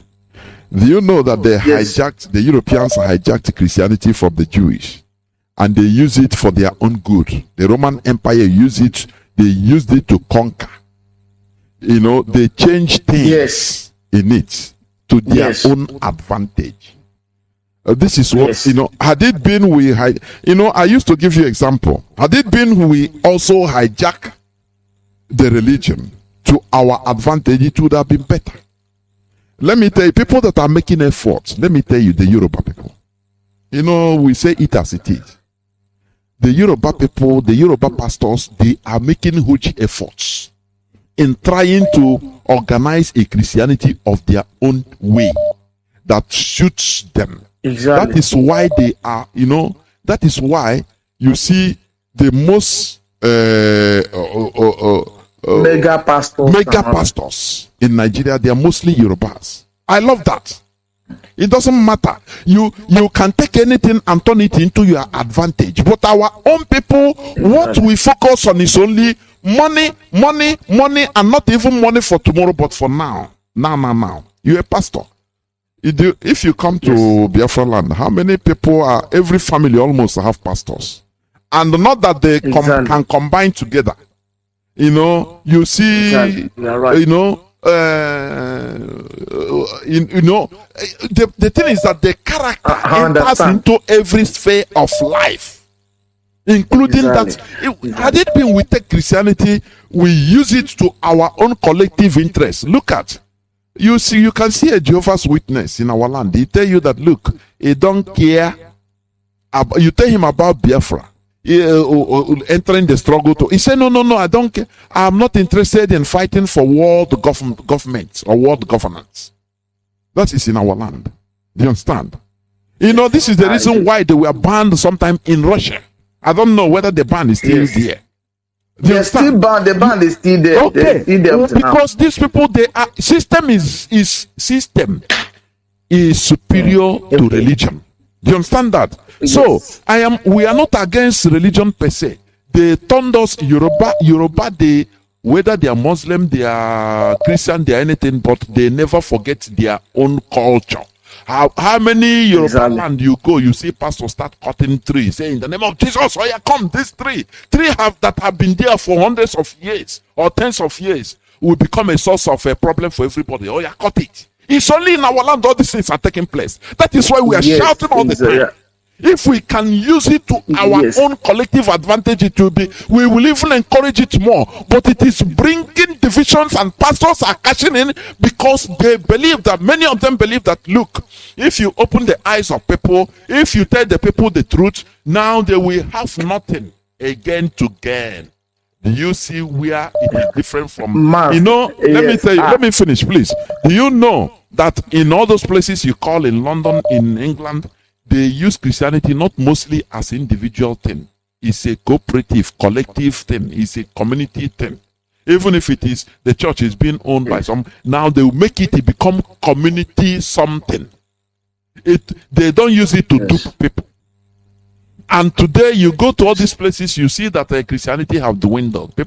Only old men and women, when people want to die, they will just start going to church. Because they see that they have removed their mind from this. They see that we are human beings. We're supposed to be productive. In Nigeria, they don't invest on human resources. That is why they are encouraging everybody. Oh, pray to Allah. Pray to God. Pray to Jesus. He will solve your problem. Which is lie from the pit of hell. We need to cut this thing right from the source. That is what we are doing. So that people should not misunderstand. People should know that without you believing or going to church, you can still progress and be advanced as human beings. Because this world is for us human beings. We don't need too much the help of spirit to come and give us electricity. We don't need them to come and help us to build roads. You understand? That is why we are always doing what we are doing. There, we'll go on, please. Yeah, Mazi, okay. Now, to round up here, you see, what you are saying is true. But the point I'm making is this.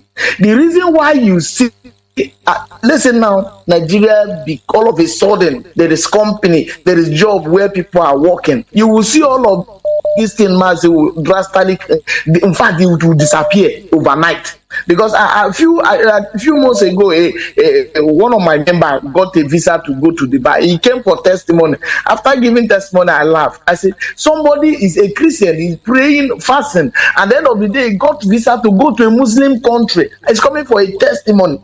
You will see those things. Why is it like like that because there is no job here. The things are. Man, so why is there no job? That is a you know, everything is a cobweb. No job. Why is no job? Let me ask. Tell me, why is there no job? Why there is no job? Because the government, the people who put in government are supposed to provide in enable ground for those who want to build companies or factories. They are not doing it. Okay, no, I don't. Yes, you are right in one way, but let me tell you one thing. What we are missing. You say the people we put in government. If people are enlightened, if people are not following, you know, that's where we always come back to religion. Because you go to church, they will tell you, oh, respect your ruler. Say it's God that put them there, so don't this and that. Now that thing will blind the eyes of the people. Why people are not working? Why there are no factories in this? The people that are there, they go there and do anyhow. And because of the orientation the population have, they allow them to be there. If by the end of the day, the people rise up and say, to hell with this Christian or Christianity or Islam that they say we should not kill, they will go and bring down, no matter what it takes, they will go and chop off the heads of those politicians. Others will enter there and we do the right thing. But because of all this, everybody is praying, your miracle will come. Now your miracle is you go to senator's house and the gate man open the door for you. It's a miracle. Now with you.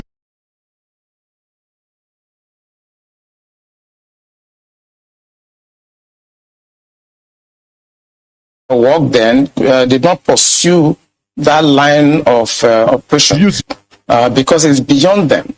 The defense headquarters, actually, when you look at the defense structure of Nigeria, they lie within the policy strategic level. But basically, they are operational guys. So when you have policy problem, then they cannot go beyond their master. Our problem they can write. And any day we need to pursue them, all of us, we will just declare one day and send them out. I know they have army and police for the people. Let me know 5 of Igbo land out there and say, today we die here. They will leave us and they will be.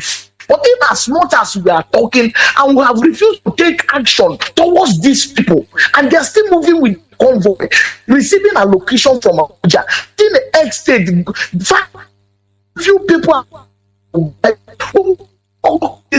another 50 years, not get, but enough is enough, and we are ready to die. That day we will be free. But then as much ready to die, Mazi, we go nowhere.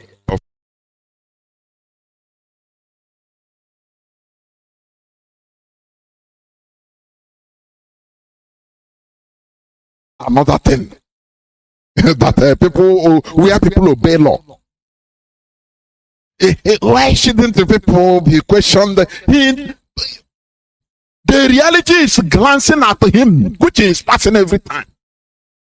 And he's asking this stupid question. Where DSS doesn't even obey court order. The Department of State Security, police doesn't give a damn about law. Because their master, he's no more representing you. He will be called now the Senator of the Federal Republic of Nigeria. You know, just look at what happened in Ekwemado's case. We are in a quagmire. The only thing is to get out from that quagmire. We have many forces that are disallowing, that are holding our people back, and religion is one of them.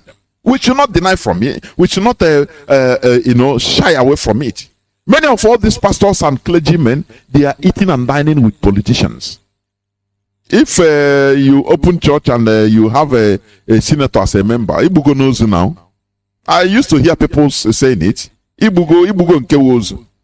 The person will talk against the government. Anything he's talking to his followers, he will say, pray for these people, pray for our politicians. Caller on direct line, welcome to the program. Can you hear me? I hear you. Welcome to the program. Thank you so much. Good evening, dear friends. Good evening, beloved of freedom.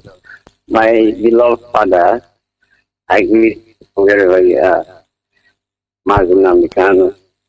Sir, I just I was hearing you repeatedly saying there will not be any election in Biafra land. The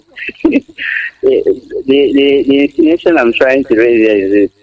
Do you know that a few days ago, I engaged a mother in one of the remote markets somewhere in Abaze while I traveled to Nimba. So she was just telling me, she said, what are you talking? You're talking as if you are not living in this country, this Biafra land with us. Yeah, how? I don't understand. Now, why would you say that if she will leave her shop and go and queue and vote for people? Okay, do you listen to her radio? Say our radio is not on to her. The one she have listened to, far back, have given her the orientation that she's not going to come out on that day to vote for any idiot. So why I'm saying this is that for us, disturbing ourselves, wasting money to make advertisements, except a fool that will come out and say he's going to vote for anybody. But the only thing is that I love what he said. He said that we are going to on small film for them that day. That they will see a routine, a little thing that we're going to show them that day, and them know too, because I know that day they will bring out those their talks, those their full and men, dress them well, and bring them to come and queue and vote for them. That day they will tell us who owns Biafra land. That day they will tell us who owns those particular section of Biafra land. Because all the time I wonder, if he hasn't, the feel we are talking too much. Until that day, let them come to Anambra State and hold the election. So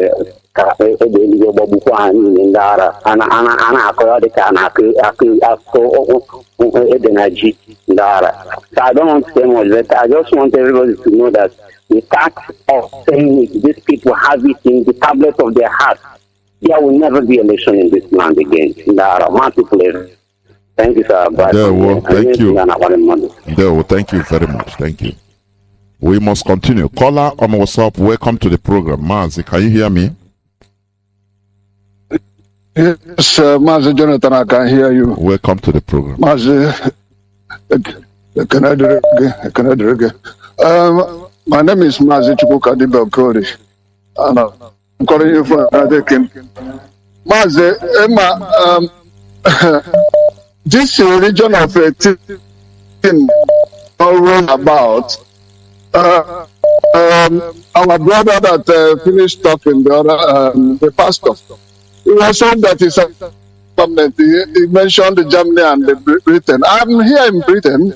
Do you know that here is a taboo? It's a taboo for any reverend father, reverend priest to comment about anything election in this country I know, where we are. No pastor have the right. No, even of these Nigerian pastors that are here, they don't talk about election here. And they are in industrial area. That is where they have the rent a warehouse and kids church.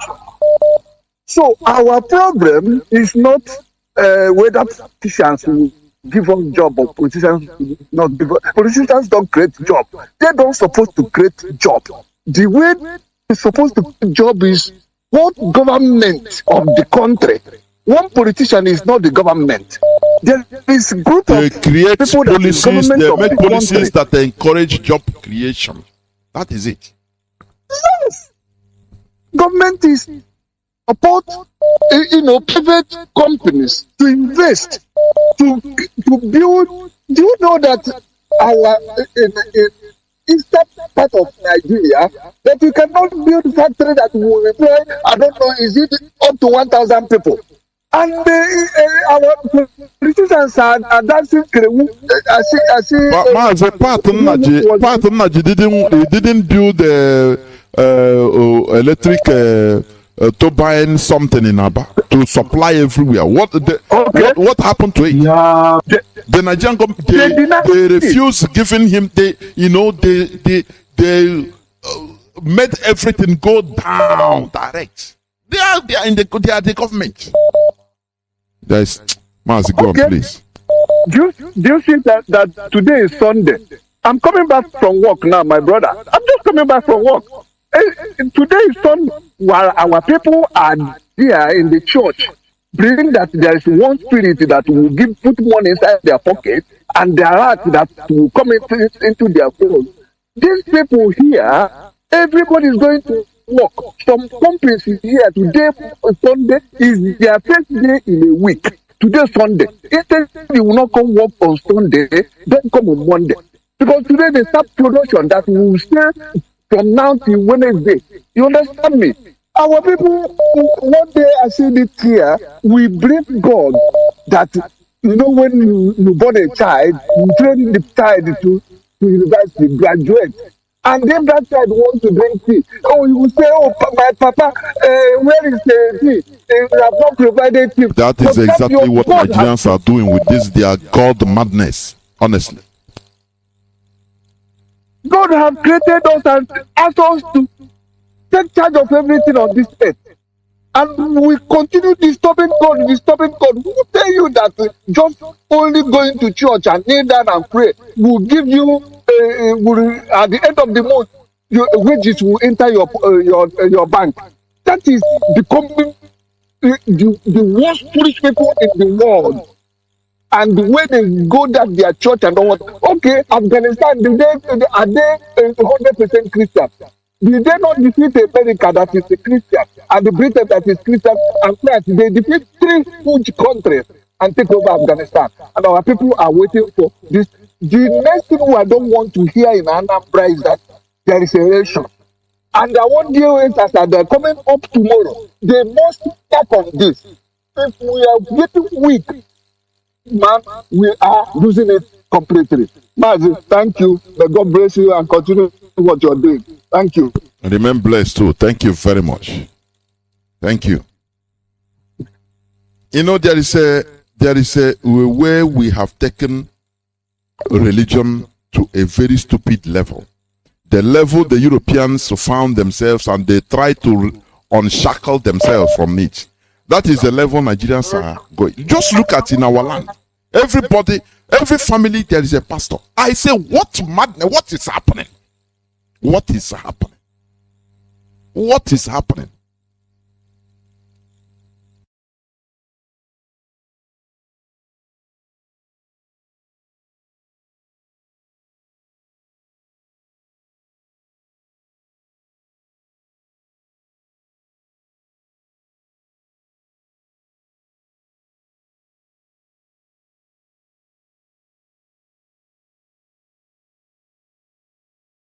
The police doesn't give a damn about law because their master, the Fulani, they are the law. What is happening? What is happening? One senator from Kogi openly under camera, people are videoing him. He slapped a woman for nothing because he's a senator. And after, even it is the woman now that they push, go and start making apologizing for him.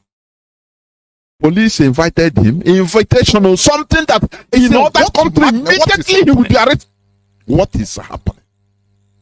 What is happening?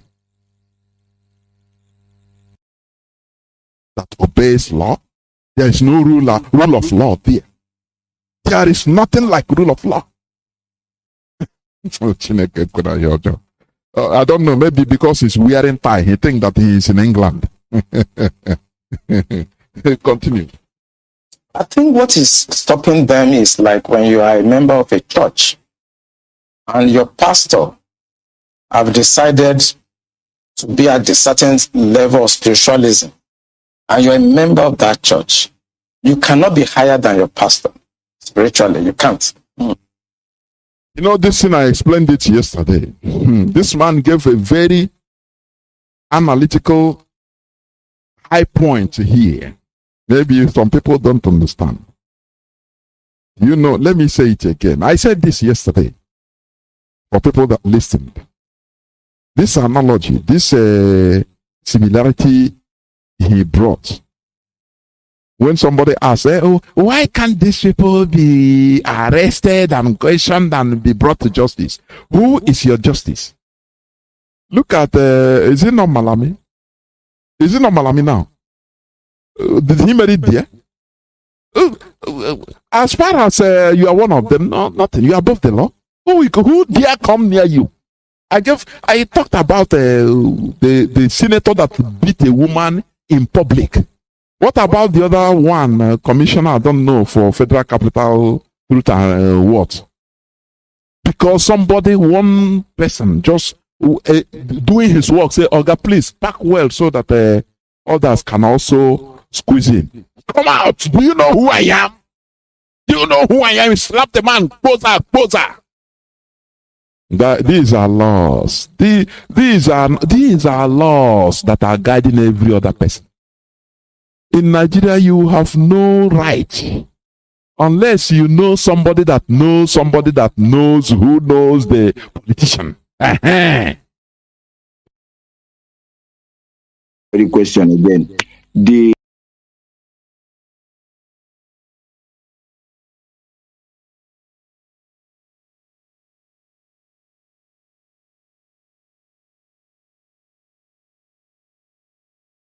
order of the president, you are nothing. You die for not. You are just an ordinary animal, chicken. They can kill you and nothing will happen. We a policeman, we cock gun and see if you talk again, I will kill you, a Fulani police, and I go kill you and nothing will happen. Before you say Jack, he will shoot boom at your heart and you die. Nothing. They will protect him. Nothing. And you say it's a country. You know, if you are saying this, people don't understand. But when you enter into that zoo, you know that you are in a pure hellfire. Direct. Any person that is telling you you are going to do another apply to build airline is in this question. I want OKC answer because our people are very stupid. I have to use this very language. We are very, very stupid. I've seen some idiots following some people in Anambra State say they are doing campaign. They are doing campaign for election. Immediately the person comes in, all of us will start crying again. And they will start promising us another 4 years. This is what we are doing. The lack of, do you know what? Do you know that is what we are shouting here? That is the lack of dignity, lack of enlightenment. People are still primitive.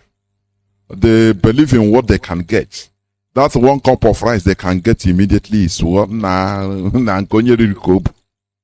they don't have the temerity, the audacity in order to reject evil, in order to come up. You can only have this type of mindset once you are enlightened. You have dignity. You understand? So this is what we are saying. Go on, Mazi, and round up. Mazi, there is no this thing again. I don't know any other thing that we can do for our people to be enlightened. At least this very gospel has been preached for close to 1 or 10 years now. I don't know any other, because I'm very, very upset when I see some people following politicians up to this very hour of a day. I believe it is quite time for them to be doing their own things and see people staying on their own, looking at them like fools. But people are still following. This is where I'm going mad. I don't understand. At the end of the day, somebody will go say, okay, now Buhari have said the person that is representing Buhari in Nasoro have said that he cannot wait to see Andy Oba being the next governor of Anambra State. Just tell me, people in APC, people in ABGA, people in PDP, people in ABGA, can't you hear what the president is saying? That they are going to put Andy Oba, but you are still walking up and down saying PDP, ABGA, and whatsoever. Why the president have told you that the next person that is coming in is Andy Oba from the APC? When are we going to learn? When are we going to get this very mentality? That is my problem. Mazi, continue. May you bless you and may you protect our leader. Thank you very much. Thank you. Caller on Signal, welcome to the program. Caller on Signal, can you hear me? Yes, I can hear you. Welcome. How are you doing, sir? Okay, my name is Samuel Okonkwo from Aguleri.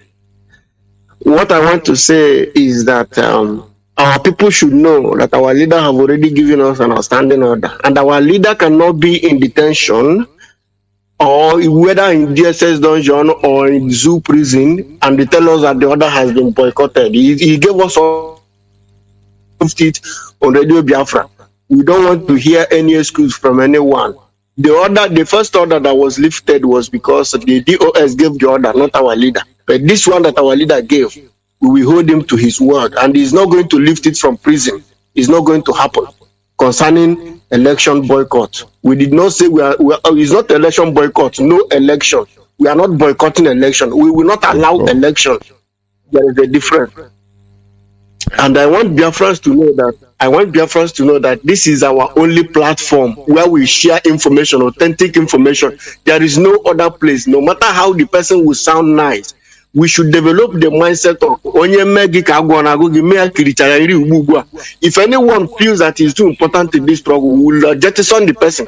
Because all of you who are saying this person is good, what if the person disappoints you tomorrow? Will you abandon your struggle because of the person?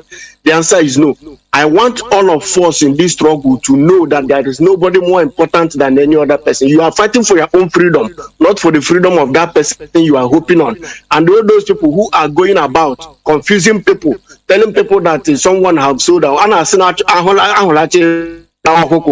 You cannot say that our leader has been renditioned to Nigeria. You will start blaming someone, telling us that this person sold our leader. Is that going to bring our leader out, or is he going to give us referendum? Because that is also sabotaging our leader's release. So I want anyone who is telling you that DOS did this, they sold our leader, that is lies, that is blackmail, that is false. It is untrue, it is not fact. I want everyone to only listen to DOS. And some people are rearing their ugly head now. They want to use this moment to achieve their selfish agenda. You must not give in.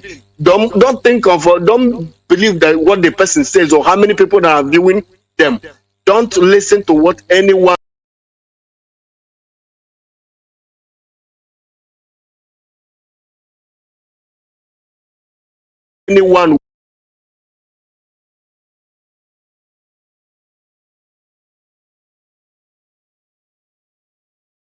you don't know only for this side. Okay. Why this and that? Your sentiment the same way people, the proselytes we are using, starting the murmuring, and others we follow. They steer confusion. Listen, you learn from our enemies. You know how many meetings they have had in Asorok about IPOB? You know how many international meetings they have Biafra. Our leader have taught us everything. We don't need any other teaching. If you love Biafra so much, come to Biafra land. That is why we are fighting this battle. We are not fighting it on social media anymore. We have created the awareness. If you think I'm lying, type Biafra on your Microsoft. You will see what happened. It's people's awareness that have made that. Thank you, sir. Thank you very much, my brother. Caller, what's up? Welcome to the program. We are inching closer to the end of this, towards the end of this program. Welcome to the program. Caller on WhatsApp. Can you hear me? Thank you very much. May Elohim bless you, Mazi. My name is Kitchen Zubo. Yes, my dear brother. You see, when you are hitting this pastor of issues, just attacking you on Radio Biafra, you see, but hitting them. Pastors, they are business. This is a business. And they are not even standing. My brother, if you see where a pastor and his assistant will be fighting on the road because of money, they pay for the Yahoo man, they give to them. Now, for them to share that money, you see them fighting. Pastor that never even preach a way of forward. Mazi, let me come here also, please. We are not listening to attacking. Maybe there is something. There is a way. I want us to understand this issue of religion. What I'm saying, and I continue saying it. Even if we accept a foreign religion and use it to our advantage, it will be better. The Fulani, they were not born, their original ancestors, they were not Muslims. You understand? But they take this Islam, yes. Now they fashion it in a way to their advantage as a people, not as an individual. Do you understand what I mean? The Yorubas, they are working towards that gradually, building retreat centers, even building cities now, and all of them. You know, making people, building places whereby people will be coming for pilgrimages from all over, every part of the world. This is good. It's a good thing. It's in a good direction. What is our own people doing? Only individualism. Only using it, in order to fight each other. So what we are saying here, we are not attacking pastors per se, because we have many pastors. After all, Kelechi is a pastor. He is in the struggle. You understand? Yeah. Many of them. So anything we can in this world used to our advantage is allowed. But when we are now using it in as against our collective interests, we don't need to keep quiet. That is what we are doing here. Go on, please. Okay, sir. You see, we were not attacking, but I thought that we coming to giving the congregation, tell them to pray for the imposter, pray for the dirty country. This is a pastor that did not even mean well for his own people, because he's looking for his own pocket. So there are thousands and millions, they are deceiving people. And one thing I understand, as we are making this broadcast, we talk about Afghanistan and Japan. Do you remember last time we talked? The Prime Minister of Japan now resigned because of coronavirus issues. Such a thing cannot happen in Nigeria because nobody votes them in. They come there with the rigging, because before you become a senator, that represent or governor, you have been made something that you have already done. But if you check it, the people they are representing for senator, there is no way here. And this person now will coming out to deceive people for them to vote them. So we don't need, and this should, most of us in the struggle, we should not think that maybe we are small entity, we can go. Taliban are attacking 75,000 to compare with the 300 with the NATO and the other Western world they defeat is because of what they followed their mind, one mind. So that is the only thing. And anybody that thinking that this government, Fulani government, will hand you over to the president in 2023, for you to begin to come and kill their people and tag them Boko Haram, it can never happen. Begin to wake up all these politicians, wake up and reform and know what to do, because no way these people will overrun you people. And when they overrun you people, start flying out. Now those people that are going to face the consequences, those that take 1,000 to go and vote you for that election. My people, wake up. No, come back, because these people did not mean anything for you. Keep it on, Jonathan. God bless you. All hail Biafra. Almost hail Biafra. Thank you very much. Let me pick this caller on direct line. Caller on direct line. Can you hear me? Welcome to the program. Caller on direct line. Welcome to the program. Hello. Caller on WhatsApp. Hold on. I'll come to you. Caller on direct line. Can you hear me? No. Caller on WhatsApp, I think you're going to be the last caller. Welcome to the program. Can you hear me? Caller on WhatsApp. Caller on WhatsApp, can you hear me? My goodness me. Caller on WhatsApp, can you hear me? No. You pick your caller on direct line. Welcome to the program. Call on direct line.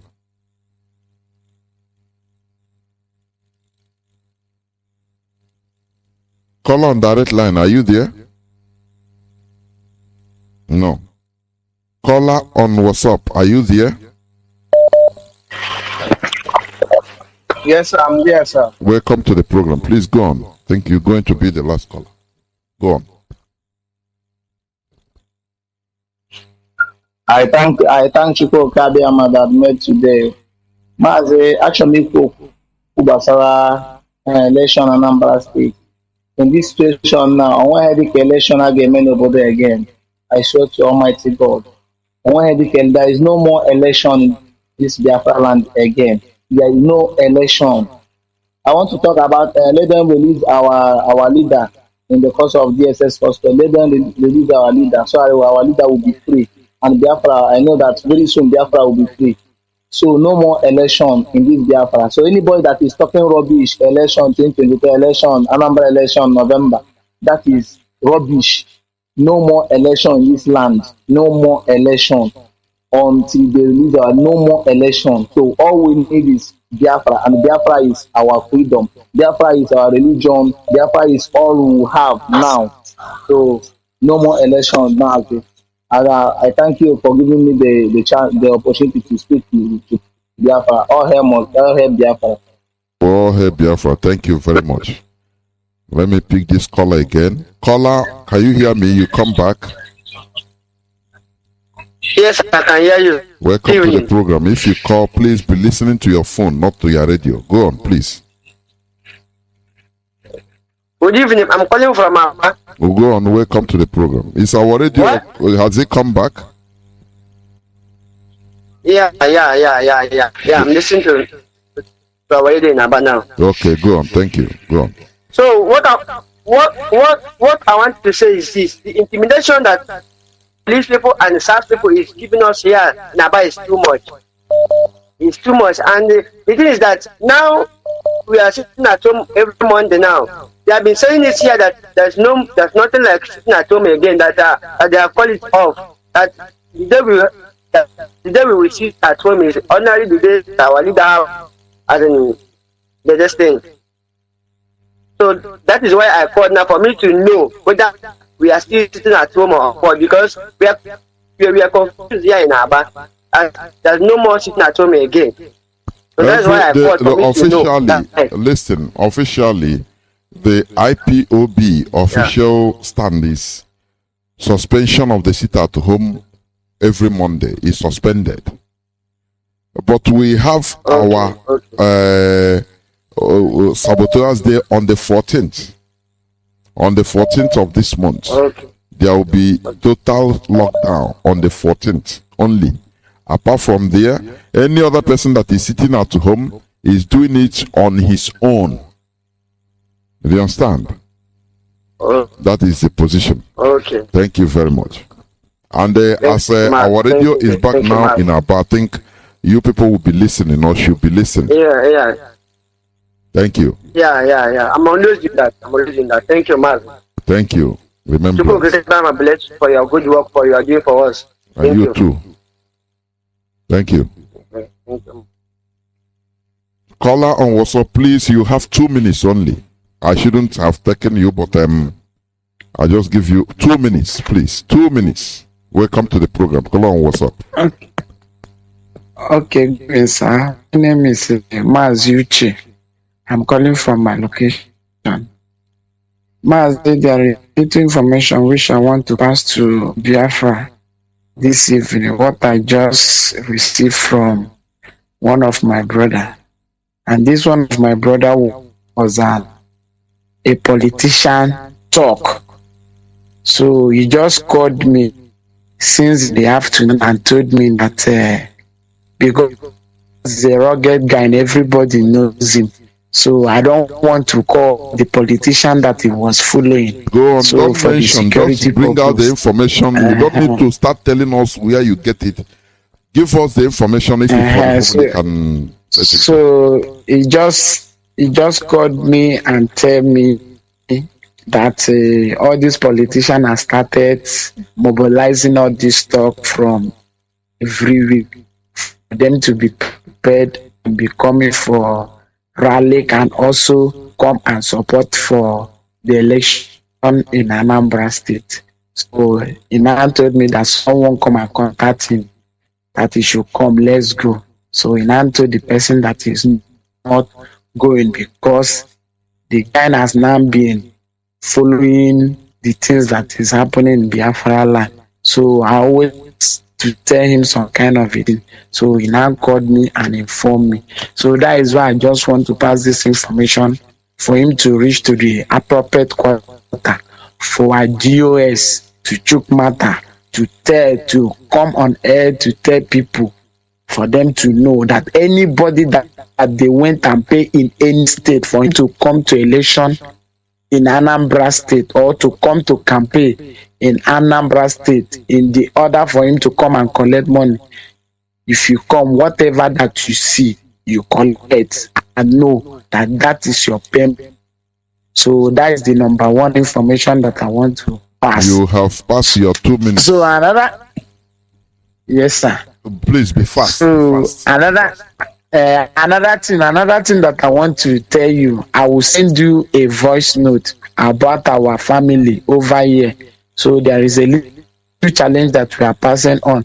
So I just want to send you a voice note so that at least you can help us to address it and know. So as soon as I drop this call, I will do that for you. Thank you, sir. That is what I wanted to do that. Thank you very much. Thank you, do sir. that. Thank you. This is where I'm going to switch off the phones. I'll stop picking calls, please. As I said, the topic of my submission today, we spoke about a revolution.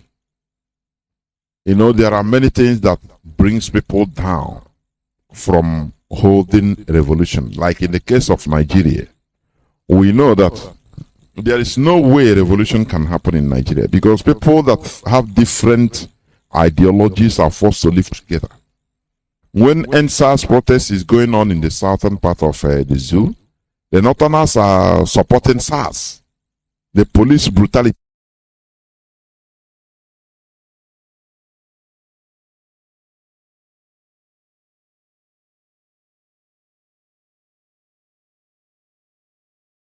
Yes, I know NDA very well. I was in Georgia, I was in NDA as young officer, and I know the area very well. They live around the place. So why can't you put up a blame from it, and see what they are doing real time on all these and eliminate them? That is why, you know, if a politician now maybe he runs into problem, he will use either religious or ethnicity card. He will play it to get ordinary people's sentiments, people that are suffering.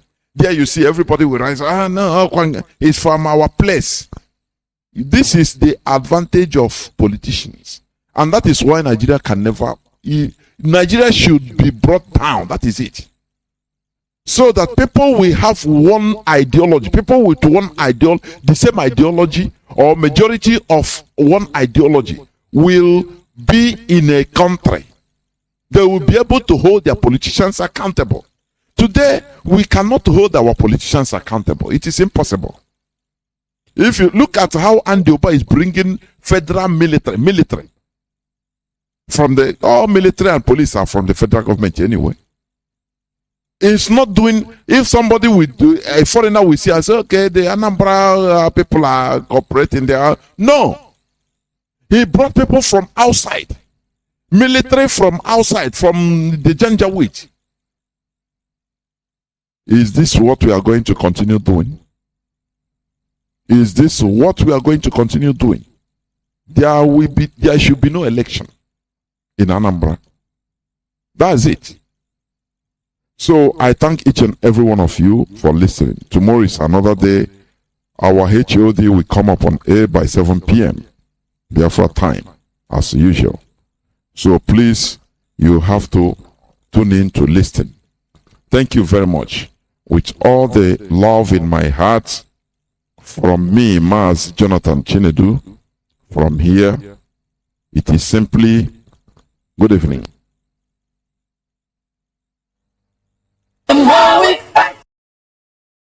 And this is what terrorists do. And what the Buhari government should do is to tag these people as terrorists. What they want to do is to send a message to create fear and to show the military that we can come for you. and there's nothing you can do. You may not know, I don't know whether it's out in the news, that the major has been killed